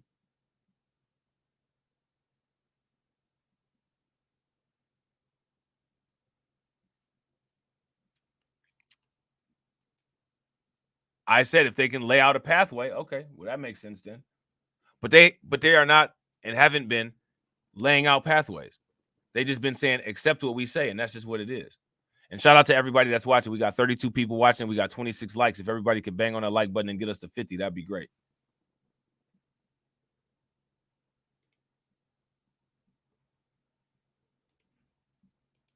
See, when you do a thorough breakdown of this stuff, this is where all of the good questions, all of the good critiques come. Shout out to Shatera. What's good with it, Shatera? And this is one of the reasons why I wanted to make sure that I got all of this stuff out here. So people have a place where they can look at all this stuff compiled, see it all up on the screen, hear somebody breaking it down, and then make their own determination.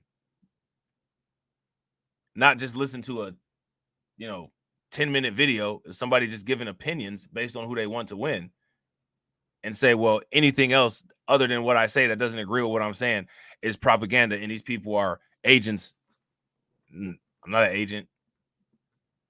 You know what I'm saying? Not at all. You know what I'm saying? So now here it says the most likely template for Harris's proposal is a recent bill from Senator Elizabeth Warren. Harris co-sponsored similar legislation with Warren in 2020 when Harris was a senator. Warren's bill would ban any grossly excessive price during any atypical disruption of a market. That's ridiculously vague. That is ridiculous.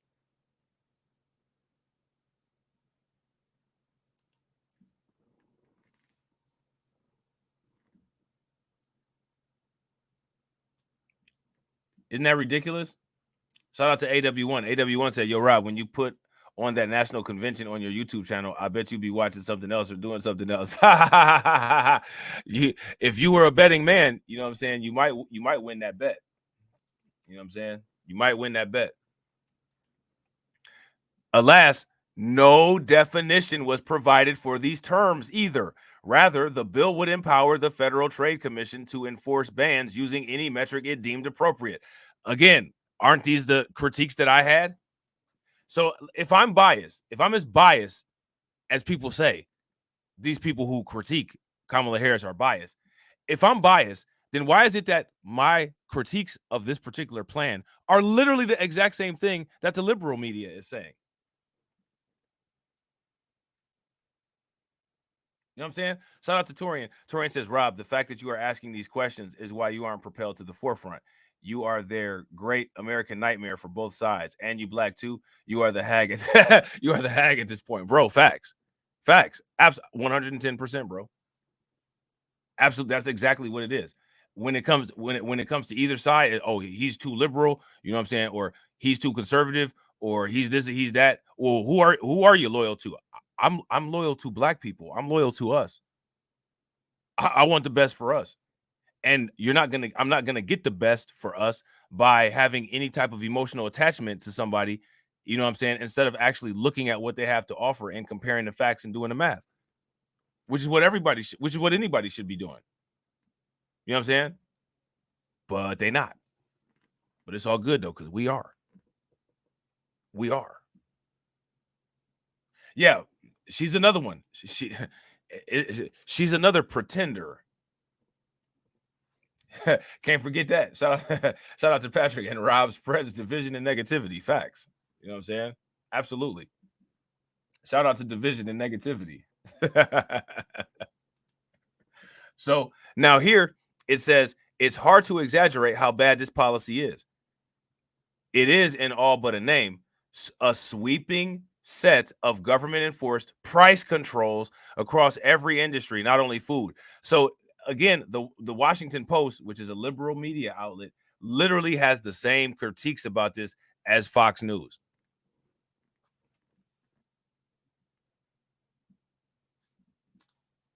Now, what that to me would indicate, for the most part, is that this is a standard non-biased critique, policy-based. It has nothing to do with any personal feelings about Kamala Harris. You know what I'm saying? Supply and demand. Literally my words for word, supply and demand would no longer determine prices or profit level.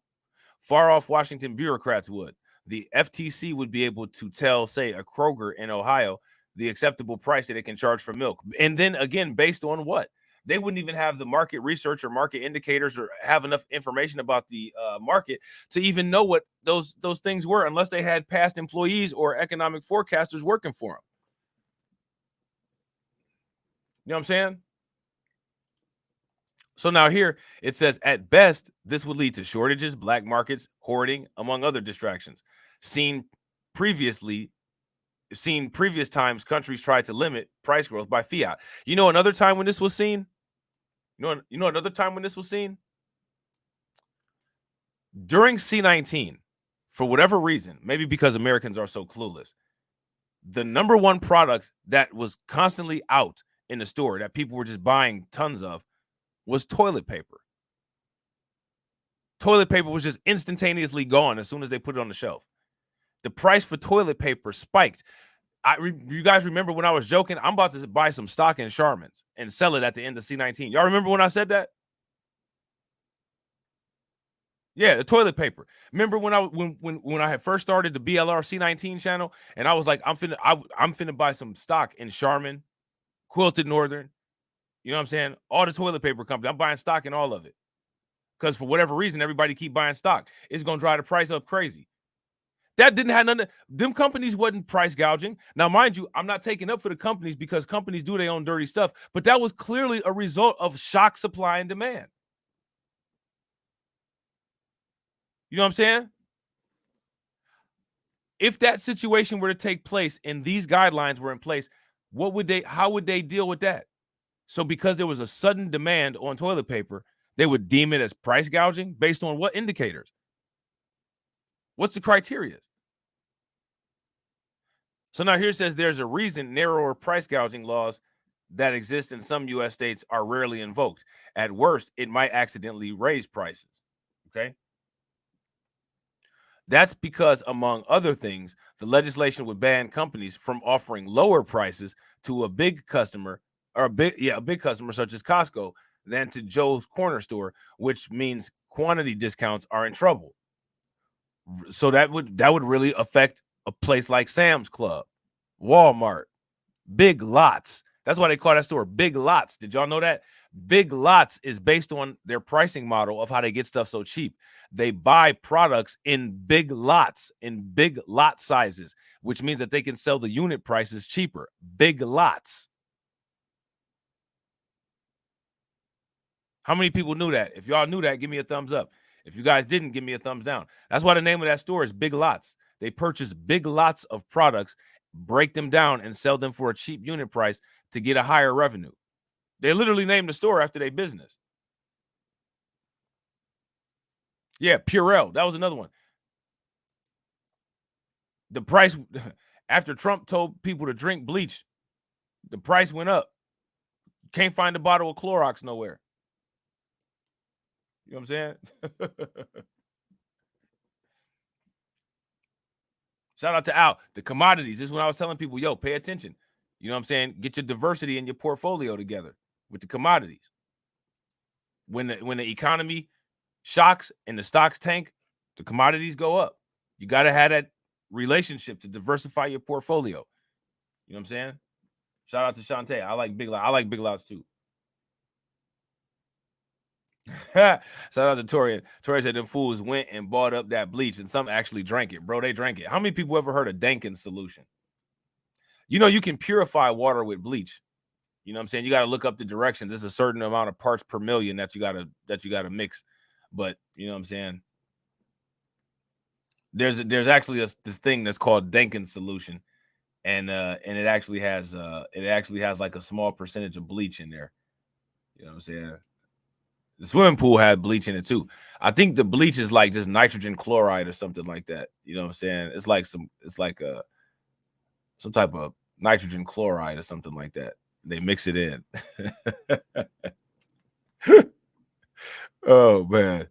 So now here it says that's because, among other things, the legislation would ban companies from offering lower prices to big consumers such as Costco than to Joe's Corner Store, which means quantity discounts are in trouble. Worse, it would require public companies to publish detailed internal data about cost, margins, contracts, and their future pricing strategies. Posting cost and pricing plans publicly is a fantastic way for companies to collude to keep prices higher, all facilitated by the government. So, I mean, all this stuff could backfire too. They got workarounds for this stuff. Normally, the government doesn't like collusion. In fact, the Harris campaign statement about her anti-price gouging agenda highlights a case she won as California Attorney General against companies colluding to fix prices for LCD flat screens. Presidential administrators of both parties have similarly pursued cases against cartels and other anti-competitive conduct. This is where you get like the antitrust laws, Sherman Antitrust Act and all of that. You know what I'm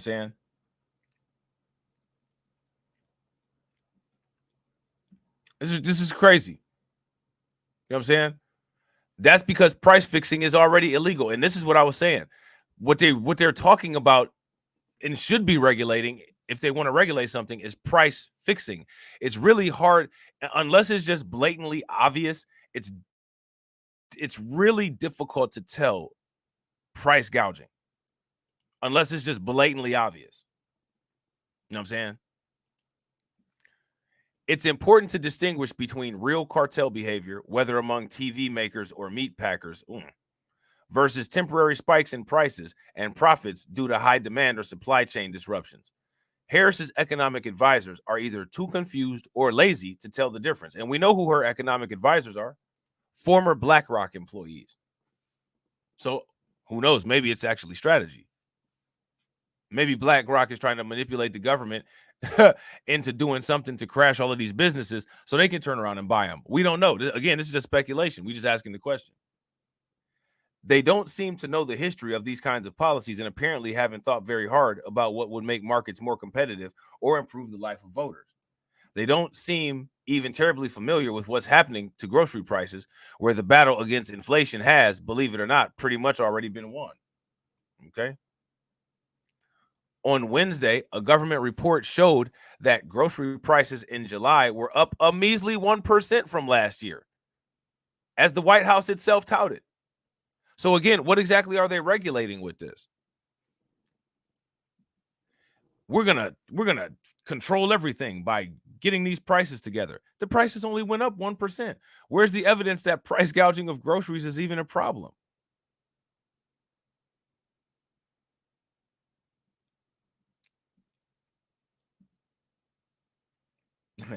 Shout out to Al. Facts. The world is correct and the price is right. Facts. If you guys agree with Al, give me a thumbs up. If you guys disagree, give me a thumbs down. The world is always correct. You know what I'm saying? Always. If it wasn't, it wouldn't exist.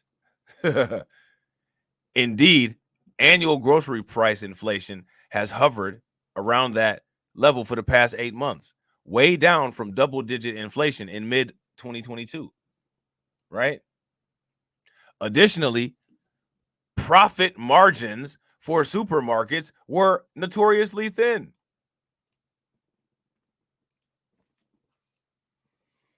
Notoriously thin. Okay. Despite Harris and Warren's accusations about excessive corporate profits, those margins remained relatively meager when prices surged. The grocery industry's net profit margins peaked at 3% in 2020, falling to 1.6% last year. So again, what is the urgency of this? We're going to get these grocery stores together. Get them together for what? It doesn't really seem like they're doing anything right now.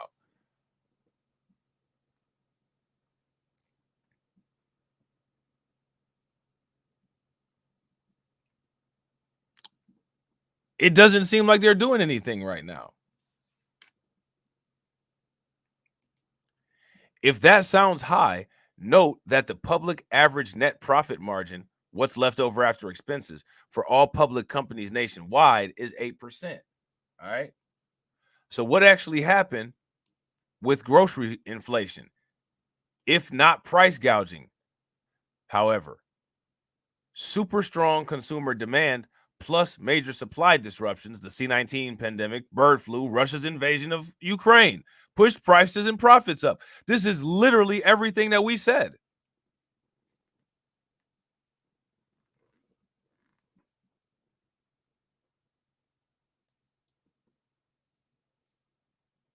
Literally everything that we said. Once those shocks abated and customers started spending down their pandemic savings, price growth cooled. Okay. These are the kind of facts the Harris campaign should be explaining to consumers, not exploiting for demagogic gain, because push polling suggests people are mad about greed. But more to the point, if your opponent claims you're a communist, maybe don't start with an economic agenda that can accurately be labeled as federal price controls. We already have plenty of economic gibberish coming from Republican presidential ticket. Do we really need more from the other side too? If you ask me, this was an excellent critique of this. Very accurate, right to the point. And what you will find is that no one is combating any of these critiques. Everybody, a lot of people they're just using shaming language, saying, well, people just don't like Kamala Harris and all this. Well, regardless, people may not like her, whatever. But why can't anybody debunk any of these critiques?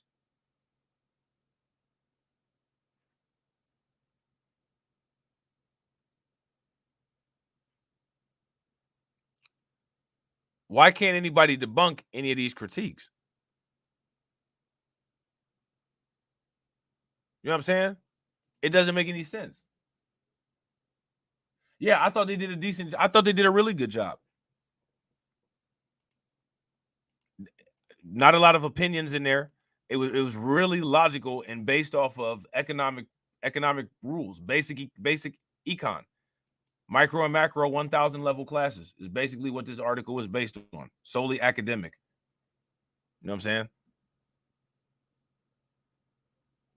Yeah, and I don't disagree with that, Patrick. I agree 100%. Patrick says, well, I don't like her because she's detrimental to my people, and that's a legitimate reason. One of the reasons why she's detrimental to us is because she tries to do manipulative tactics like this under the assumption that most people aren't intelligent enough, well-read enough, or have enough experience with business to understand the flaws in the logic of policy proposals like this. Like, this is nonsense. You're not doing this to protect us. You're doing this so that you all have more control. Like, you know what I'm saying? So we're going to take a listen to this. You know, if they were price gouging, wouldn't the profit margin be 30% instead of 1.2%? I mean, this whole thing is absurd. The Washington Post directly cited communism about this in its story, saying it's hard to exaggerate how bad this is, that it's going to lead to shortages, black markets, and hoarding. Let's bring in for his reaction, former chair of the Council of Economic Advisors, Kevin Hassett. Kevin, always wonderful to see you, sir. When you saw this plan, what was your reaction? Honestly, I was horrified. This is incredibly chilling. You know, a lot of the sort of reasonable Democratic economists, like my good friend Jason Furman, are out there saying, well, they're not really going to do it. But if you look at Kamala Harris's record, you know, she's for Medicare for all, doing so you can't have your health insurance. She wants everybody to have a guaranteed job. She's got all these socialist policies that she's been walking back over the last couple of weeks. And now they come out, now you know why they don't let her speak in public. She comes out with the craziest, silliest, and most economically illiterate proposal in the history of presidential politics. And honestly, she wants the government to set prices, and she really wants them to. That's the chilling thing. If she becomes president, this is going to be policy. You're going to go to the grocery store, and it won't be there, or if it is there, the shelves will be empty. That's what happens when the government sets prices. I actually wrote a chapter of the economic report of the president, or my staff did, when I was. You know what? When you say exit poll, you mean like levels of percent support? Oh man, I don't know, man. I don't know. I think I don't even want to think about it because I don't think I'm gonna be real happy with the exit poll. I just got this feeling, man. Like this is it. I don't know. I honestly got nothing. In the White House that showed that when the government starts setting food prices, then that's when people start having famines and stuff, because the people who produce food can't afford to do so because the government pays them less of the cost. It's just terrible. I mean, it's being called remarkably, absurdly idiotic, breathtakingly idiotic. So what I want you guys to pay very close attention to is this is a very rare situation, right? This is a very rare situation. And I think what people should take from this very rare situation is that it's very rare when the liberal media and the conservative media sound this similar. In most cases, the only time the liberal and conservative media sound this similar is when they're bashing black people. So we all know that the liberals and the conservatives all see eye to eye on their stance on black Americans. This is when you start getting them all sounding the same. So what this means is that for the most part, this is also something that they agree on. Because in most cases, they don't sound the same. But in this case, interestingly, they do. So to me, that would validate this at least as non-biased critique in this particular instance. If you guys agree, give me a thumbs up. If you guys disagree, give me a thumbs down. And shout out to everybody that's watching. I appreciate you guys. We got 35 people watching and we got 29 likes. If everybody can bang on the like button and get us to 60, that would be wonderful. And it took her 4 years to come up with this. I mean, this is after her running mate, Tim Walz, called socialism, quote, neighborliness. You know, she's copying Senator Elizabeth Warren, Bernie Sanders. Kevin, the irony today is grocery giant Kroger just promised to cut prices by $1 billion. I wouldn't disagree with that, bro. I would believe that. I would say that that's actually a good call. Shout out to Torian. Torian says, what if I was to say a lot of Republicans are going to vote for her because they want to get their party back on track, so they will spite vote to accomplish that? Yeah, I wouldn't be shocked. Shout out to Patrick. Patrick says, this is why I don't like them calling this woman black. They are connecting her to us, as if she ends up being a failure, it reflects on us. You know, that's the game. Absolutely. I agree. And yeah. billion after its merger with Albertsons. Let me back up. Let's watch Catherine Rampell of the Washington Post on this and listen to former President Trump. Watch this. What that would mean, which basically says, like, it's not going to be markets, it's not going to be supply and demand that's determining how much your grocery store. Now, this woman right here, this is the woman who wrote that critique. I recognize her face from the little picture that was under the article. This is the lady who wrote that critique that we just read. Charges you for milk or for eggs, it's going to be some bureaucrat in DC, which seems like totally unworkable, first of all, for the FTC to be deciding like how much Kroger charges for eggs in Michigan. But it also would be very bad for markets. We've seen this kind of thing tried in lots of other countries before: Venezuela, Argentina, the Soviet Union, et cetera. It leads to shortages. It leads to black markets. Plenty of uncertainty. Now Kamala is reportedly proposing communist price controls. She wants price controls. And if they worked, I'd go along with it too, but they don't work. They actually have the exact opposite impact and effect. But it leads to food shortages, rationing, hunger, dramatically more inflation. Their Inflation Reduction Act, by the way, was a disaster. It's what caused the inflation. Their Inflation Reduction Act was a con job. They actually admitted that it wasn't really for inflation that they did it. Yeah, it was for climate change. Price fixing is already illegal. Kevin, what's next? Price controls on car insurance, baby food, pet food. Sure. I mean, all are up double digits under Biden and Harris. Right. Well, the fact is that Harris's proposal is modeled after a proposal by Elizabeth Warren that's so open-ended that the government could basically set the price for everything. And so if you think that this is just, something that's going to take the far left people and make sure that they're ready to vote for her, no, this is a serious proposal. In fact, while she's out there talking about this price gouging, she's also bragging about the price setting that the government has done in the prescription drug space. And my colleague Thomas Phillipson wrote an article in the Wall Street Journal a few days ago that showed that because of the price fixing of the Biden-Harris administration, then millions of seniors are going to lose their drug benefits. You can go through that article and see about how that works. But she's bragging about having fixed other prices, and she's copying a bill that wants to fix every price. Well, she wasn't picked by Democrat primary voters, so this is what the party is stuck with: absolute abject stupidity. Kevin, if you could please just stay with us for just a bit more. We got to get to this story. Okay, coming up next, turning to this. Harris also said the government should subsidize housing with even more of your money. Didn't that get... Okay, so now here goes the next topic, right? This is the next thing that we're going to tackle in the next couple set of streams. We're going to talk about this housing issue. All right, so now we're 2 videos deep into this Kamala Harris economic agenda is Biden era policy 2.0. My question for you all is, with these price gouging controls, do you see a positive in this? Is this something that's going to help? Is this going to put more money in your pockets? Let me know what you guys think. Get the U.S. into the banking and financial crisis triggering the Great Recession in 2008? More of this same poison? It's so dumb. Grady Trimble standing by live in D.C. with more. Grady.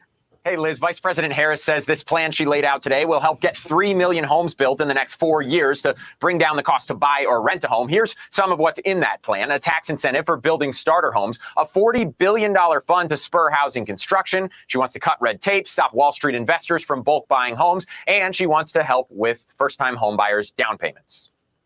Now, she wants to stop Wall Street buyers from bulk buying homes. Now, she wants to stop Wall Street buyers from bulk buying homes, but she gets people from the Wall Street company that bulk buy homes to be her economy, economy advisors. It doesn't make any sense. Yeah, shout out to Pat. We're gonna get into that, man. We're gonna get into that. Shout out to Patrick and Shantae.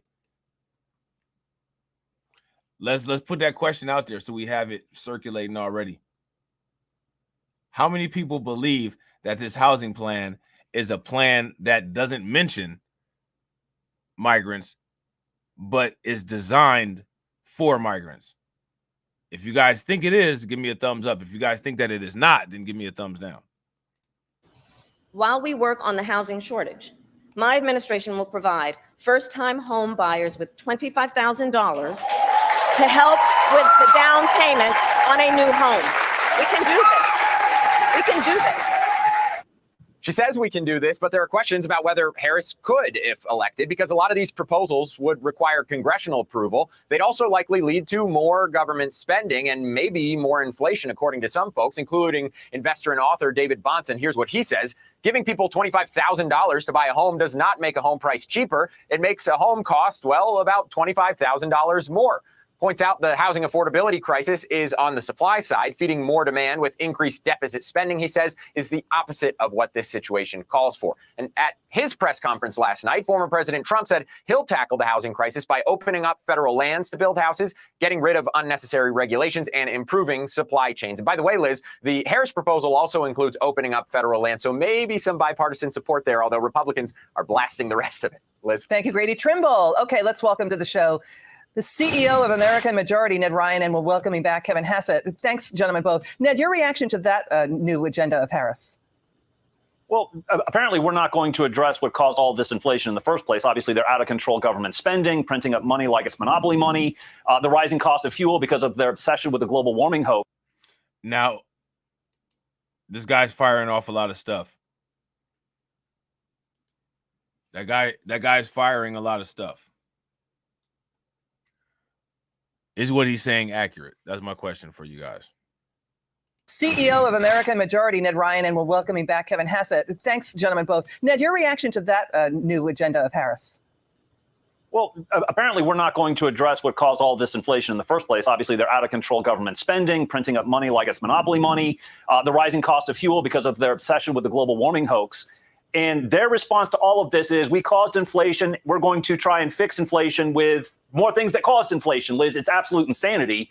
But I guess this is what you get when you have two neo-Marxists at the top of the ticket. The crazy part to me, Liz, is we literally have two neo-Marxists at the top of the Democratic ticket. And I'm sitting here wondering, why did we even fight the Cold War if we're going to accept these ideas, this ideology is legitimate as though it belongs in U.S. politics? But incredible to me that... Well, and that right there, again, that goes to the question that I asked earlier, right? From the DNC protest videos. Is there evidence that Democrat, liberal, leftist policy works anywhere? Shout out to everybody that's watching. Is there any evidence anywhere where Democrat, liberal, leftist policies have worked and created a thriving leftist utopia anywhere on the planet that we could model a leftist Democrat United States from? If there is, let me know. If there isn't, also let me know. Kamala Harris hasn't done anything for 4 weeks since this political coup to take out President Biden as their nominee, and her first and best offer is her economic offer, and it's communism, plain and simple. Yeah, what Ned just said, Kevin, let's listen to Kamala Harris today. Admitting, inflation did take off on their watch. They hit the gas on $2.7 trillion in new spending. She was a tie-breaking vote in the Senate on that. The spending is more than double Barack Obama's 2009 spending bonanza, the Journal says. Watch this. A loaf of bread cost 50% more today than it did before the pandemic. Ground beef is up almost 50%. She's admitting it. What do you think? Now she wants to let $3.4 trillion in Trump's tax cuts expire next year. What do you think? Yeah, I don't think that she understands what causes inflation. But to go to the housing thing, she promised that she would build or help subsidize the building of 3 million new homes. Well, one of the things that's been driving housing inflation up so much, it's actually gone up more than overall inflation, is the open border. So there are 5, 6, 7 million people who need a place to stay who are moving into places all over the country. And boom.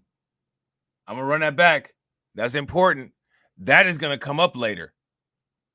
That right there, that is, watch. As we get deeper into all of this, this is going to be a thing. This is going to be a big thing.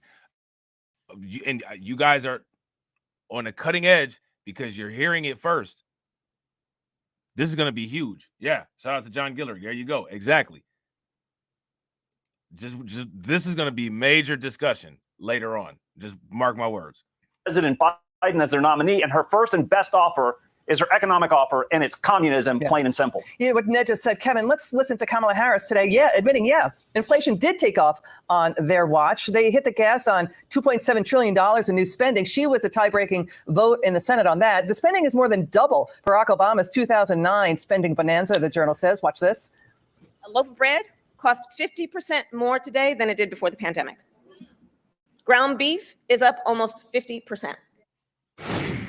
She's admitting it. What do you think? And now she wants to let $3.4 trillion in Trump's tax cuts expire next year. What do you think? Yeah, I don't think that she understands what causes inflation. But to go to the housing thing, she promised that she would build or help subsidize the building of 3 million new homes. Well, one of the things that's been driving housing inflation up so much, it's actually gone up more than overall inflation, is the open border. So there are 5, 6, 7 million people who need a place to stay who are moving into places all over the country and driving up prices. And so if you think about it, the 3 million that she wants to build won't even cover the 5 million illegals that she's let across the border. She absolutely doesn't understand what causes inflation. And the way to think about it is that there's this balloon inflating because of the runaway government spending, and she doesn't like this part of the balloon, so she's putting her finger in it and pushing it back in, but the balloon's still growing. It's just terrible, terrible policy. But this is going to come back to bite them because this is so obviously stupid. Even Joe Biden knows that this doesn't make any sense, okay? Yeah. And everybody on the left that has a brain is going to back away from this thing because this is sheer craziness. Even, Obama's top economist, Jason Furman, said this makes no sense, what she's talking about. He's a good man. Yes, he is. We got to move on to this other story, Ned. For the first time ever, House Oversight is probing a vice presidential candidate. Oversight Chair James Comer sent a letter to the FBI asking for information on the 30 trips that Kamala Harris's running mate Tim Walz took to China since 1993. Now, China paid for some of these trips. I didn't know about this. How many people knew about this? I did not know about this. Chairman James Comer has launched an investigation into Minnesota Governor Timothy Walz, Kamala Harris's recently announced vice presidential running mate, following reports detailing the governor's longstanding connections to Chinese Communist Party entities and officials. Mr. Walz has visited China 30 times, served as a fellow at the Chinese institution that maintains a devotion to the CCP, and spoke alongside the president of a Chinese organization the State Department exposed as a CCP effort to influence and co-opt local leaders. FBI briefers recently informed the committee that the Bureau's Foreign Influence Task Force investigates CCP activity that is similar to China's engagement with Governor Walz. In a letter to FBI Director Christopher Wray, Chairman Comer is now requesting information, documents, and communications related to the CCP, connected entities, and Governor Walz has engaged and partnered with. That's not good. Also, they're saying he set up an LLC to do these trips to China, and Walz is also a fellow at the Macau Polytech University. Ned, that's a Chinese front that says it has a devotion to the Communist Party, and he spoke alongside the president of a Chinese organization the State Department exposed as a Chinese front too. This is a deeper story than we realized. Correct. I mean, there's a very close relationship between Tim Walz and the CCP, including, by the way, something called Minnesota Global that has ties to Walz, that has ties to the CCP, in addition to everything else you mentioned. I think it deserves all of the Oversight Committee's attention to expose whatever might be happening. But the fact that Tim Walz is this closely tied to the existential threat to our standing on the international stage should be deeply troubling to everybody. Yeah, the first time, I think, in history we've seen a running mate probed. Final word, Kevin. Yeah, I think that what we're going to find is that his connections to China are very similar to Hunter Biden's, and I don't think that's a coincidence. Ned Ryan, Kevin Hassett, you two gentlemen were terrific tonight. Thanks for joining us. So there's that. All right. There's that. So now we're going to take a look at this little clip here from Bloomberg. All right. And this little clip here from Bloomberg is going to do the same thing that we've been doing. It's going to assess the effects of these proposals. Okay. And again, I've looked at multiple articles. I've looked at multiple assessments, looked at multiple videos. I haven't found anything that says that any of this is a good idea. Yet all of the people who have not done thorough breakdowns on this stuff are literally making 10 to 15 minute videos telling all of their subscribers that these things are not a bad idea, and that the people who are saying these things are bad ideas are bad actors. Mike Pyle, a former Biden administration deputy national security advisor for international economics, is currently an economic advisor for Kamala Harris and joins us now. Mike, it's good to see you, sir. Great to be here. BlackRock also worked in the vice president's office, so you're an experienced guy to ask this first question too. There are already some laws around price gouging, particularly at the state level across this country. What would a Harris administration look to achieve that we don't already have? Yes, I think you're right to point to those state laws. I think if you look at the principles that the vice president's thinking about when she thinks about an action like this, there are a few. One, this has got to be focused on the food and grocery industry. Two, this is really about emergencies. This is about very acute moments of dislocation, like after a hurricane or natural disaster. Now you see Mike Pyle, he's the economic advisor to President Harris, former BlackRock employee. All right. Former BlackRock employee. Three, going to build off of those state laws. There are 40 state laws on the books that go to price gouging in emergency situations, red and blue states alike. That's going to be a model for her. She's also really focused on bad actors, nefarious actions. This is not price controls. There is no preset price metric or other kind of quantitative target she's looking at. It's really bad action. And lastly, she recognizes that the food industry in general is one that needs more competition, and she's going to work hard to spur small. I want you guys to listen to the game that this guy just ran. And you can see it right here in the closed caption. There's no preset price metric or other kind of quantitative target. Well, then how are they going to do this then? You literally need those before you design how to regulate them. You need to know what those things are so that you can know how to target them properly. So how can you sit there and say that this is legitimate because those things aren't in place? Nice try. You know what I'm saying? Nice try. Of those state laws. There are 40 state laws on the books that go to price gouging in emergency situations, red and blue states alike. That's going to be a model for her. She's also really focused on bad actors, nefarious actions. This is not price controls. There is no preset price metric or other kind of quantitative target she's looking at. It's really bad action. And lastly, she recognizes that the food industry in general is one that needs more competition, and she's going to work hard to spur small providers, both of food and groceries, to really work on that competition overall. Let's unpack some of that piece by piece. We can get into the industry in just a moment. I want to talk about the word emergency and how you defined it. Would you define the pandemic as an emergency? And at what point did the pandemic start? And at what point did it end? Because I'm just trying to work out how this rule might be applied, how people might define things going forward. Yeah, I mean, I think that the type of emergency that we have in mind is much more like an acute natural disaster. It's much more like hurricane, earthquake, a very acute dislocation. Obviously, the pandemic at some level was everything for 2 or 3 years. That's very different than a very acute dislocation on the back of a natural disaster. Do you or the vice president right now see companies that are price gouging? So, yeah, I think, like I said, I don't really think there are emergency conditions out there. So I think it's very hard to say that. Notice how he didn't say no. This was a good question that this lady asked. It's one of the questions that I brought up. Who's actually doing this right now? Where's evidence of this? There clearly is none when we see only 1%, 1.8% profit margins,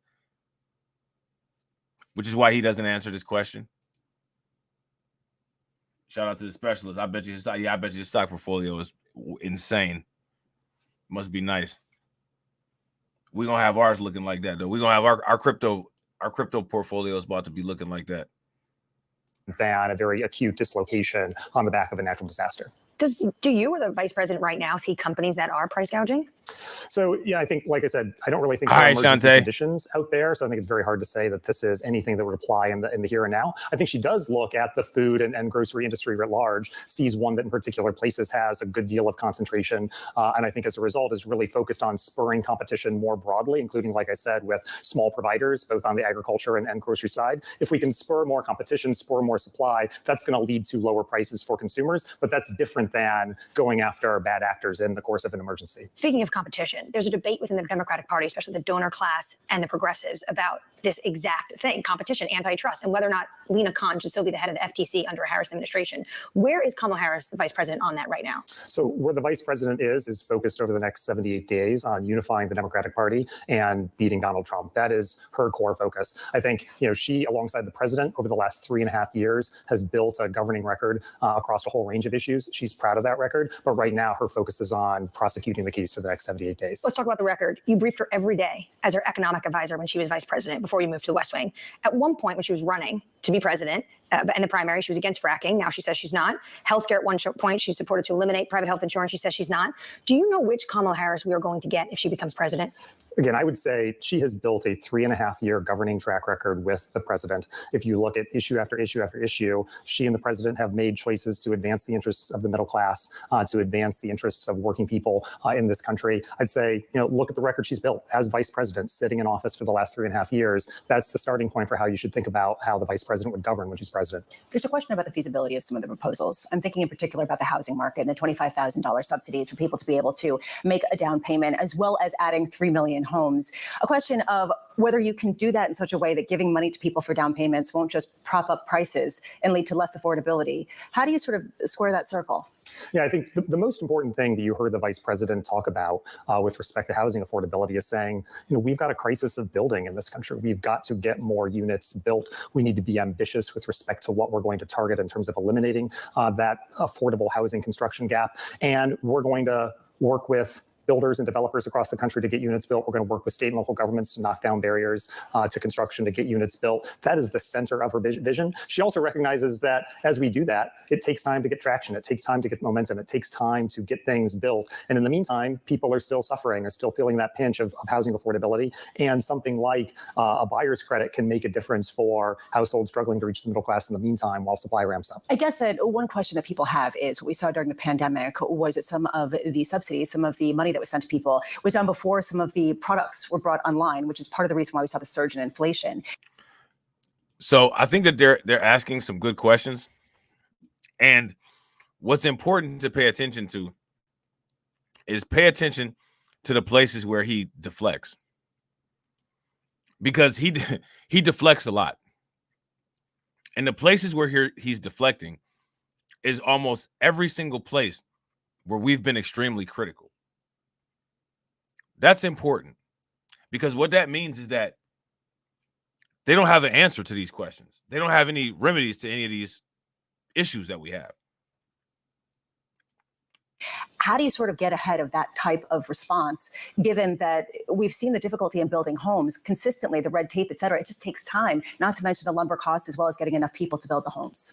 Yeah, again, I mean, I think that's why it was so important that you heard the vice president putting the supply story at the beginning of the story of housing affordability. I think she's laser focused on recognizing there are barriers across this country, blue states and red states alike, to getting things built. And whether it's new initiatives to help builders and developers work alongside the federal government to get things built, whether that's working with state and local governments to punch through red tape, that's going to be her focus, because she recognizes that's the key to affordability, and it's going to take time and focused energy to get that done. Just to stay on Lisa's line of questioning, ultimately there's a duration mismatch here between how quickly you can stimulate demand and how quickly you can address supply.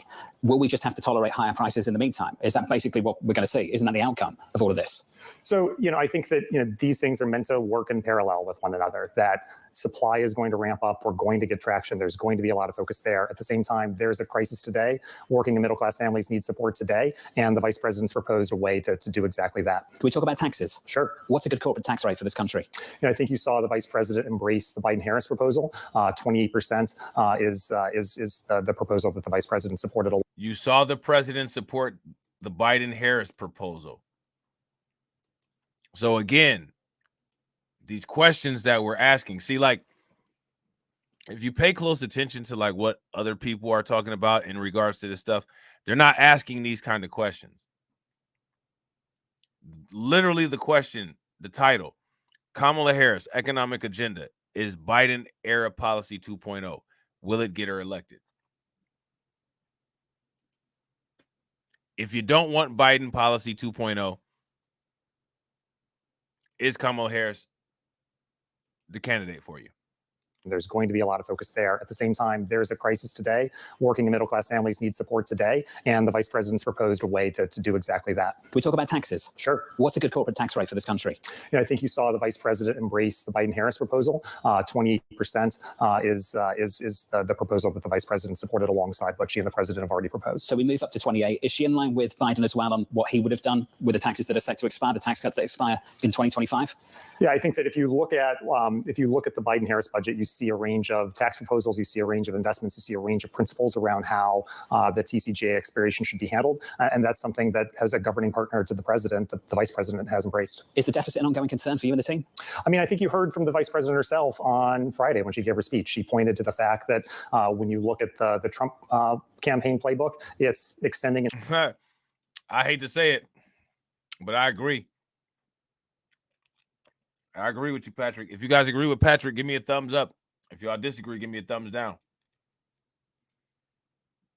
deepening tax cuts for corporations and the wealthiest. It is not fully offsetting those with a set of sales taxes on imported goods that will hurt working families. And as a result, that's going to increase and blow up the deficit. On the flip side, if you look at the Biden-Harris budget, there is net deficit reduction alongside the investments in the middle class. And she, continues to believe that deficit reduction needs to be an important part of the pitch. We've run out of time and we've only scratched the surface. Do you think that the vice president would sit down with Bloomberg TV and actually have a conversation about the economy? Because we'd like to make that happen. I think that the vice president looks to go meet voters wherever she can meet them. And there's a lot of constraints on her time over the next 78 days, but she wants to go where the voters are.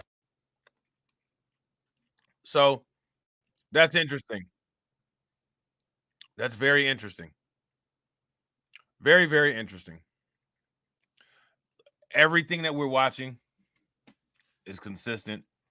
You know what I'm saying? Like, it's just like we've got people not in reality. We've got people not in reality. I don't know, man.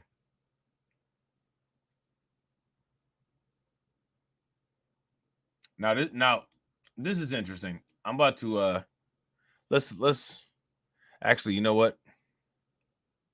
Actually, we're gonna save this. We're gonna save this. We're gonna save this. We're gonna look at that. We'll look at that later. We'll make a whole separate stream with that.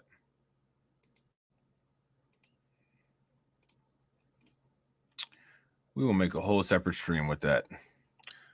Now, the thing is that, people who are saying that these critiques on this economic plan are inaccurate. You know what I mean? Like, they have to debunk all of this work. And you know what I mean? How are they going to do it? What are you going to debunk this with? Where is anything to support debunking any of this? Listen to what Kentucky Democrat Governor Andy Beshear had to say about Kamala Harris's price-fixing proposal. This isn't about trying to price fix. It's just making sure that the economy is operating the way it should, that this is really supply and demand, which we all respect. It's just making sure that coming out of the pandemic or in difficult times that people aren't increasing the price of food just to make a bigger profit. All it is making sure the capitalism stays within the guardrails. And it's not new. We've been doing this in the States. But again, like there's this, and this is one of the things I want to keep reiterating this because I think that people should really ask these questions in this particular format. There's no evidence of any of the, like all of this proposal. There's no evidence for a requirement of any of this stuff. Would you guys agree? Like it would be different if there was actually evidence that supported doing this. But as of right now, there's no evidence that supports any of this. And on top of it, what it looks like is that this entire thing is incomplete. This is incomplete planning. And they put this incomplete planning together just to throw something out there, just to be able to have something, just to say that they have it. There was no thought put into this. It's not thorough. Nothing. Nothing at all. For a long time. Kevin O'Leary joins me now. I got a feeling, Kevin, that you really don't agree with that, do you? No, I don't. And I have to look at it through the lens of an investor. I have to invest regardless of who's in the White House. So I really perk my ears up, Stuart, when I hear policy, as I did at a rally this weekend. I've spoken with dozens of investors, and we're quite shocked. Just from the 30,000 feet, we thought Harris was going to reboot her whole position to the middle. The idea was to get the swing voters on board with her with a middle strategy. Instead, we're getting Bidenomics 2.0, which is a shock. In addition to Bidenomics 2.0, if you look through the rally proposals, it's basically the same stuff they've been touting for the last 36 months. Bidenomics 2.0, same stuff they've been touting for the last 2 months. So now let me ask you guys a question. What's the difference? Now, remember, even Charlemagne, right? See, now this is where we bring the receipts back. Charlemagne said a vote for Biden is a vote for Harris. That would tell me that I should expect, for the most part, the same things. So again, we got to go and ask the question, is that what we want? The same things?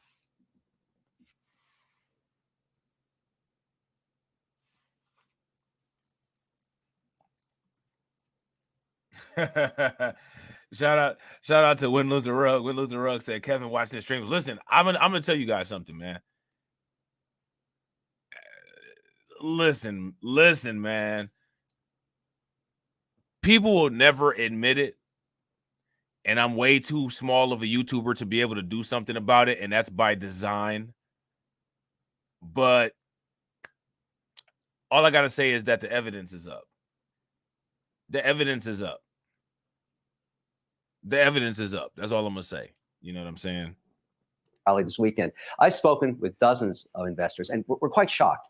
Just from the 30,000 feet, we thought Harris was going to reboot her whole position to the middle. The idea was to get the swing voters on board with her with a middle strategy. Instead, we're getting Bidenomics 2.0, which is a shock. In addition to Bidenomics 2.0, if you look through the rally proposals, it's basically the same stuff they've been touting for the last 36 months. You've got this price control, price fixing patina on top of it, which we know doesn't work. If you go back to the 70s when we tried this in the US, it was a disaster. Look at Venezuela today, or North Korea, or the old USSR tried this. It leads to black markets. It leads to a complete loss of freedom of goods and a breakdown of distribution. I mean, this is a really, really bad idea. And I'm so shocked that she's doing it. We're all shocked. We can't believe this is the platform. We're almost stunned because this leads to a position of just saying, well, you're getting the same thing you had. And Bidenomics as a brand is toxic waste.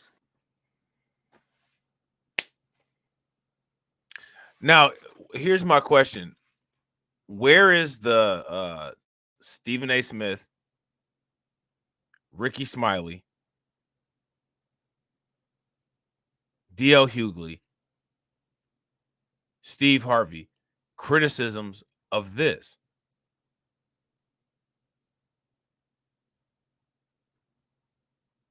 Where are the criticisms of this? Where are they at? Shout out to DSA. What's good with it, bro?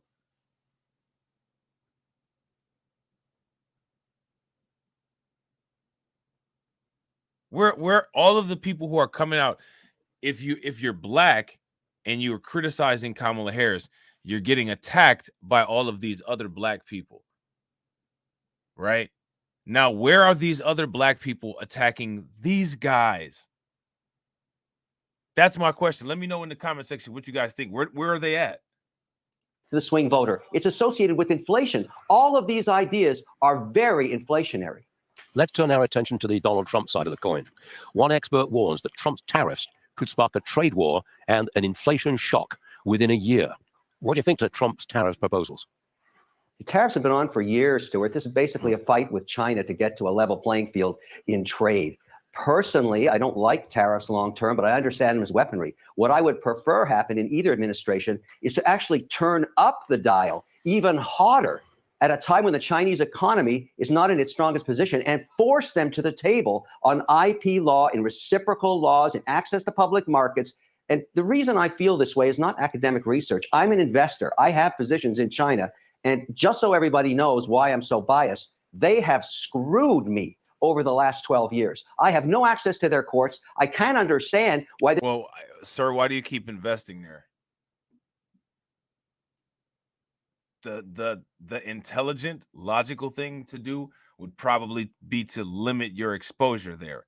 You got your assets there because it's risky, and with risk comes return. So you're being greedy and you just stay getting burned. That's what your problem is. You like your hand on the stove. Stop crying. You know what I'm saying? Sheesh. Shout out to my man, the specialist. Make sure you guys show the specialist some love. Throw some flames, some radiation emoji, and some ducks in the chat for my man, the specialist, for funding the organization. How do you think that we fund this organization, huh? We're not exactly the March of Dimes.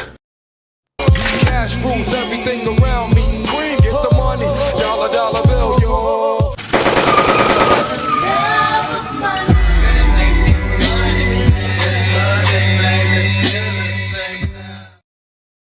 Shout out to the specialist. The specialist says, great coverage, BLR. Salute to the chat for the different perspectives. I will be listening while driving. We got you, bro. We're gonna definitely keep you up to date with these political scams. They get to list their companies without the same cost and compliance that I have to pay. It's time to really make them understand no more access to the U.S. market unless we get a reciprocal place. Squeeze Chinese heads is what I'm willing to do. So I like tariff policies, not for Good Lord, man. Like this is why people say the stuff that they say about Fox. I mean, this is why they say the stuff that they say about Fox. I mean, it just doesn't sound good. You know what I'm saying? It just doesn't sound good. Squeeze Chinese heads. It just doesn't sound good, man. It just don't sound good. Did that sound good? Did that sound good? Squeeze Chinese heads.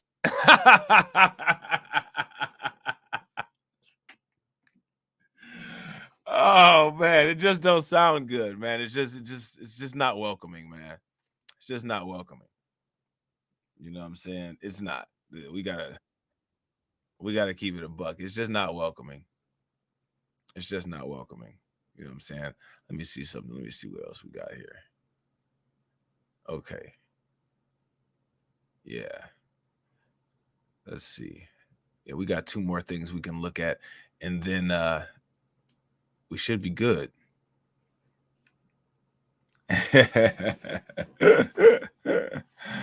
Oh man.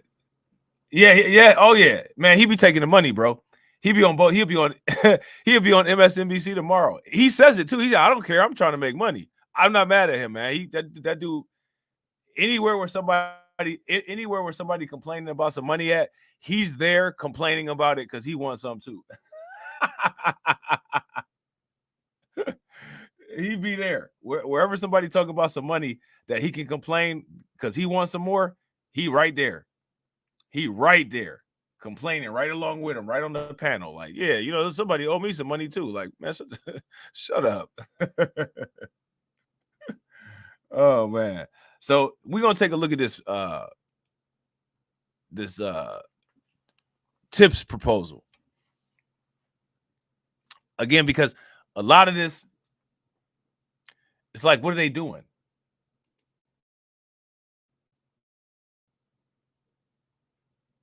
What are they doing?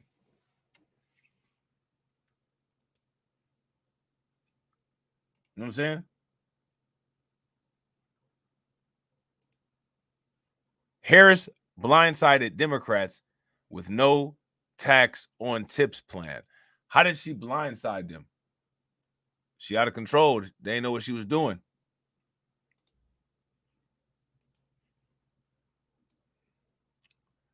They had no clue what she was up to.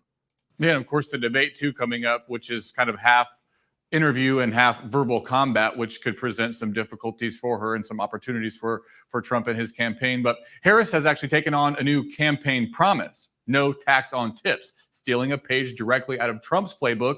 And it may be one of the few areas where both candidates seem to agree right now. How did this strategy come about from the Harris campaign? And is this a direct play to Nevada voters, one of the last battleground states where she trails and where many work in the hospitality industry and rely on tips? Also, where did Democrats come in? Were they notified of this new plan? So it doesn't seem like anybody was really notified of this new plan. I happened to be watching that speech as it took place, and everyone was quite surprised when she made this promise to exempt those workers from taxes on tips. The presumption is that it happened in a way that was intended to sort of neutralize any advantage that Trump could wring from his very similar proposal. And to your point, yes, it's absolutely of importance that she made this speech in Las Vegas. Obviously, Nevada, a battleground state, as you said, and one where the hospitality industry is obviously massive. A lot of workers there could be impacted by this proposal if it were to go through and become law. All right, so there's that. So yeah, so taking a page, literally stealing a page out of the Trump trick book.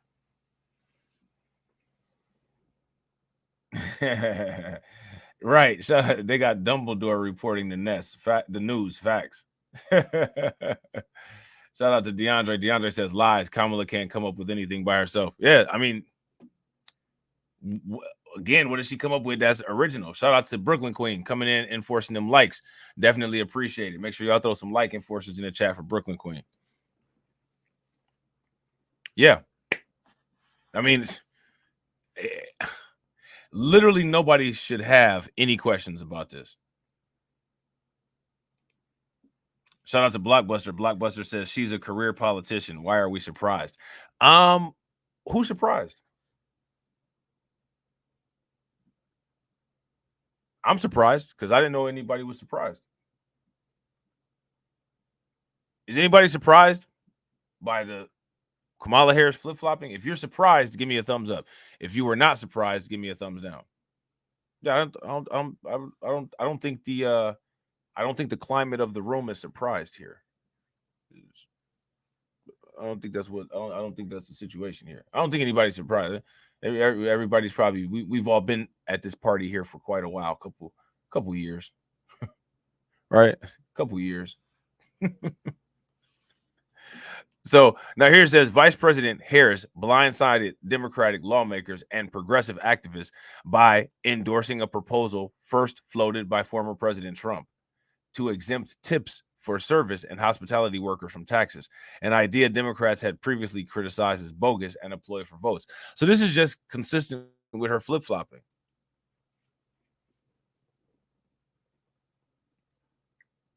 This is consistent with her flip-flopping. That's one thing that Kamala Harris does do consistently is flip-flop. She consistently flip-flops. You know what I'm saying?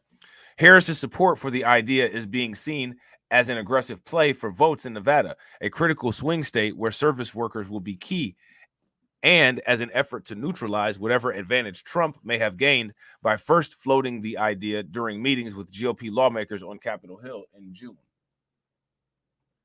But Democratic lawmakers and progressive activists have raised serious concerns about the substance of the proposal to shield tipped income from taxation, worrying it would leave out many lower and middle income workers who are just as deserving of tax relief but don't work for tips. Okay, well, I mean, they have a choice. They go work for tips then. You know what I'm saying? Like, I don't you see, I want you guys to, this is where the Democrats fail at. One of the many places where they fail. Policy experts also question how such proposal could be drafted without having major impacts on economic behavior, potentially costing the federal government much more than the $100 billion to $200 billion it currently is projected to add onto the national debt over the next 10 years. Okay. So all of these proposals are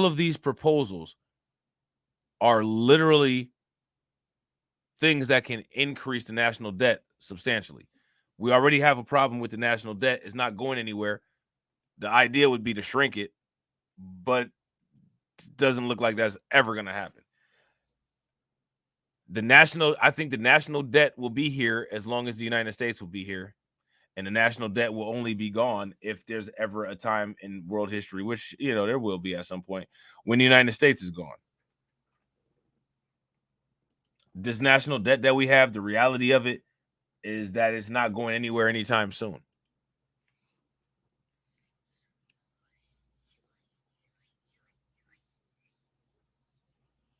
Shout out to Shatera. Shatera said tip workers have been shorting what they report for years. Yeah, I don't blame them.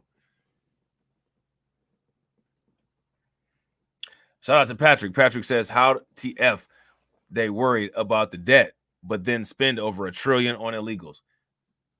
These are the questions that we got to ask. These are the questions that we got to ask, that we got to keep putting out there, that we know that they're going to not address. We know that they're not going to address these. You know what I'm saying? So now here it says policy experts also question how such a proposal could be drafted without having major impacts on economic behavior, potentially costing the federal government much more than the $100 billion to $200 billion it is currently projected to add to the national debt over the next 10 years. Okay. Another criticism from the left is that employers could use tax-free tips as an excuse to not raise base level wages, and then could even prompt some businesses to become more aggressive in soliciting tips from customers in lieu of raising workers' hourly pay. Well, wouldn't it make sense to, if you feel that that's going to be an issue, put that in there as something to make sure that they're not allowed to do?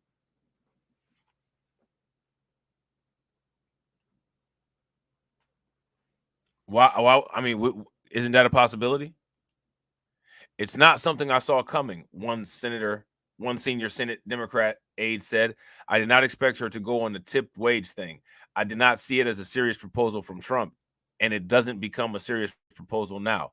Senior Democrats on the Senate Finance Committee and House Ways and Means Committee, which have primary jurisdiction over the tax code, criticized the proposal when Trump first floated it in meetings with the GOP lawmakers in June.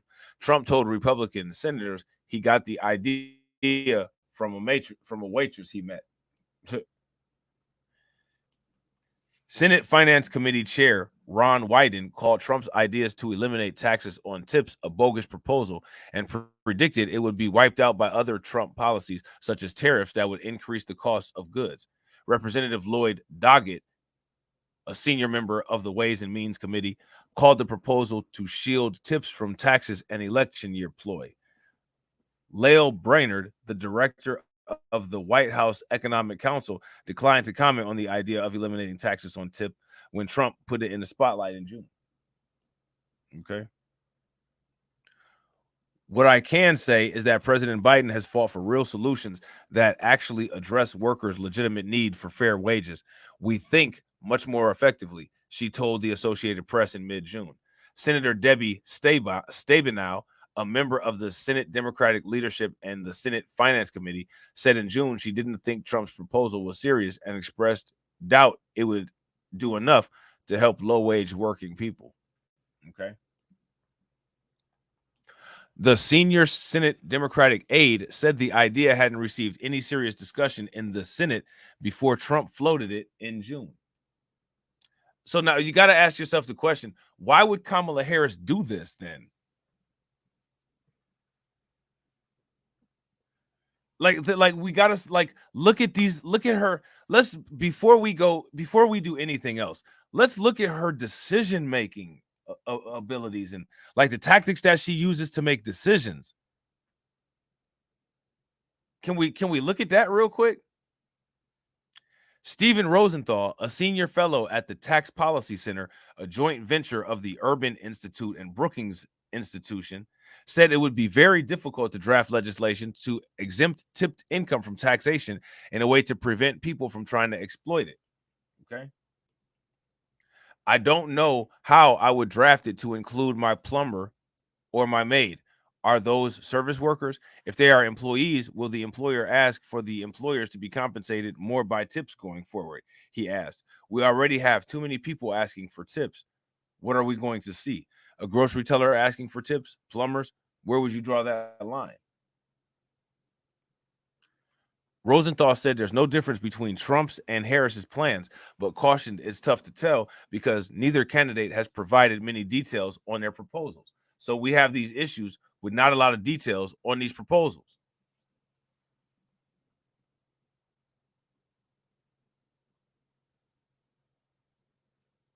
Those are the issues that we have. You know what I'm saying? Trump proposed no tax on tips in June, and largely the left has been beating up on that proposal. So for Harris to offer a largely identical proposal, I think catches people short, he said. So again, you got to ask the question, why would she do this? Does this make sense for her to have done? Like to me, it comes off as weird. I tried to call the balls and strike the straight. To me, both the Trump and Harris no tax on tips are very poor ideas, he said.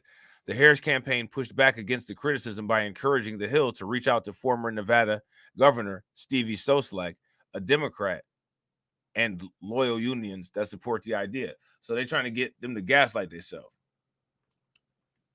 Sisolak told the Hill in a statement that workers need better wages, and Harris is the only candidate in the race with a proven record for delivering results for workers. Okay, well, what is that record? I didn't know about that. What is the proven record of Harris delivering results for workers? What results has she delivered? She kept the criminal justice system employed in California. She's done that. We can add that to her record, right? But besides that, what else has she done?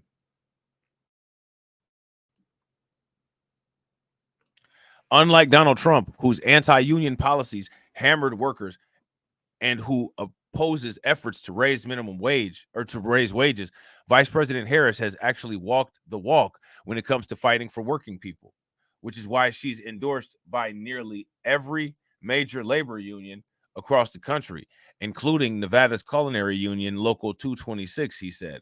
Her proposals to end tax on tips for hospitality workers and raise the minimum wage will give workers the relief they deserve. Nevada's 2 Democratic senators are also backing the proposal to eliminate taxes on tipped income. All right. So, I don't know, man. I don't know. I think that the criticisms are legit. I think the criticisms are legit. Kamala Harris economic agenda. Is it Biden era policy 2.0?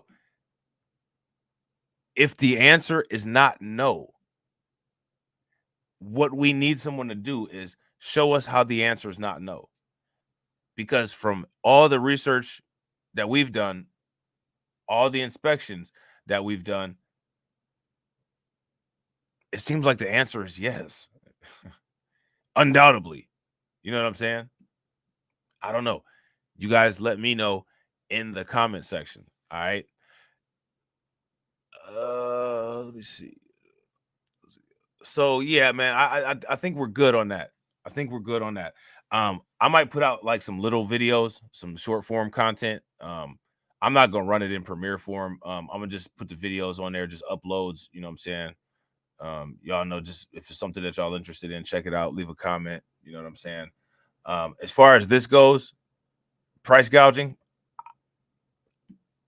I will wait and sit back and see if anybody has any meaningful, realistic, and accurate critiques of our take on this. But I think we've got this down pat. This ain't something that's getting anybody off the couch.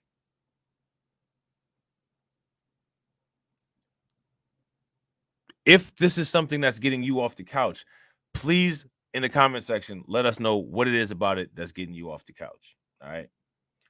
Shout out to the 4Stream sponsors, man. Y'all know we can't do this without y'all, so make sure y'all show the 4Stream sponsors some love. Shout out to AW1. Definitely appreciate it with the $2 super chat.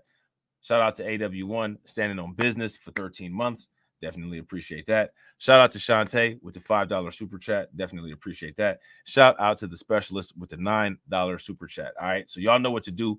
Do not move a muscle. Stay in the stream. It'll take you into the next scheduled stream.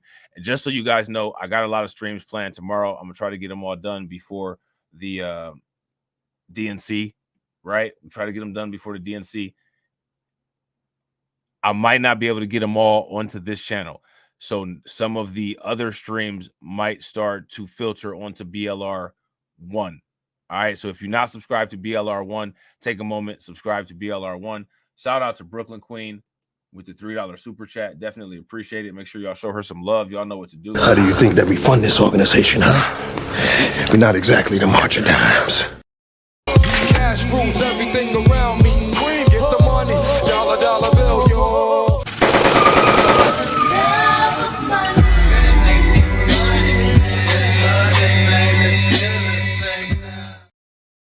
Definitely appreciate it. Facts is a buzzer beater. If y'all haven't hit that like button yet, please take a moment, hit that like button. If y'all haven't subscribed to the channel, hit that bell icon twice. Hit it twice. All right. And as always, ladies and gentlemen, walk up in the life. Yeah, I'm really him. Talking my shit like I'm really him. Hold up. Look, walking this bitch like, hey. Yeah, I'm really him. Talking my shit like, hey. I'm really him. Don't believe me? Come and see me. Got 3 wishes from my genie. Now I'm on your local TV. Y'all on tour, got demons. Say she wanna come and see me when I'm in a local city. I'm like, pause though. Please step aside so they can see me. And I walk up in this bitch like, yeah, I'm really him. Talking my shit like I'm really him, on God. Walk up in this like, yeah, I'm really him. Talking my shit like I'm really him. I'm the realest from my city, that's on my knee, that's on Kiwi, that's on mamas. Niggas don't believe me, come and see me. I been dodging all that face. All these niggas working broke, but I been getting paid. All that know me from the street. Flexing for what feature, that's like every other week. Talk behind my back, I kick my feet up, have a seat. Cause at the end of the day, all these watching me as I walk up in this light. Yeah, I'm really him. Talking my shit like I'm really him, on God. Walk up in this light. Yeah, I'm really him. Talking my shit like I'm really him, on God. Walk up in this light. Yeah, I'm really him. Talking my shit like I'm really him, hold up. Look, walking this light. Hey. Yeah, I'm really him. Talking my shit like, hey, I'm really him, hold up.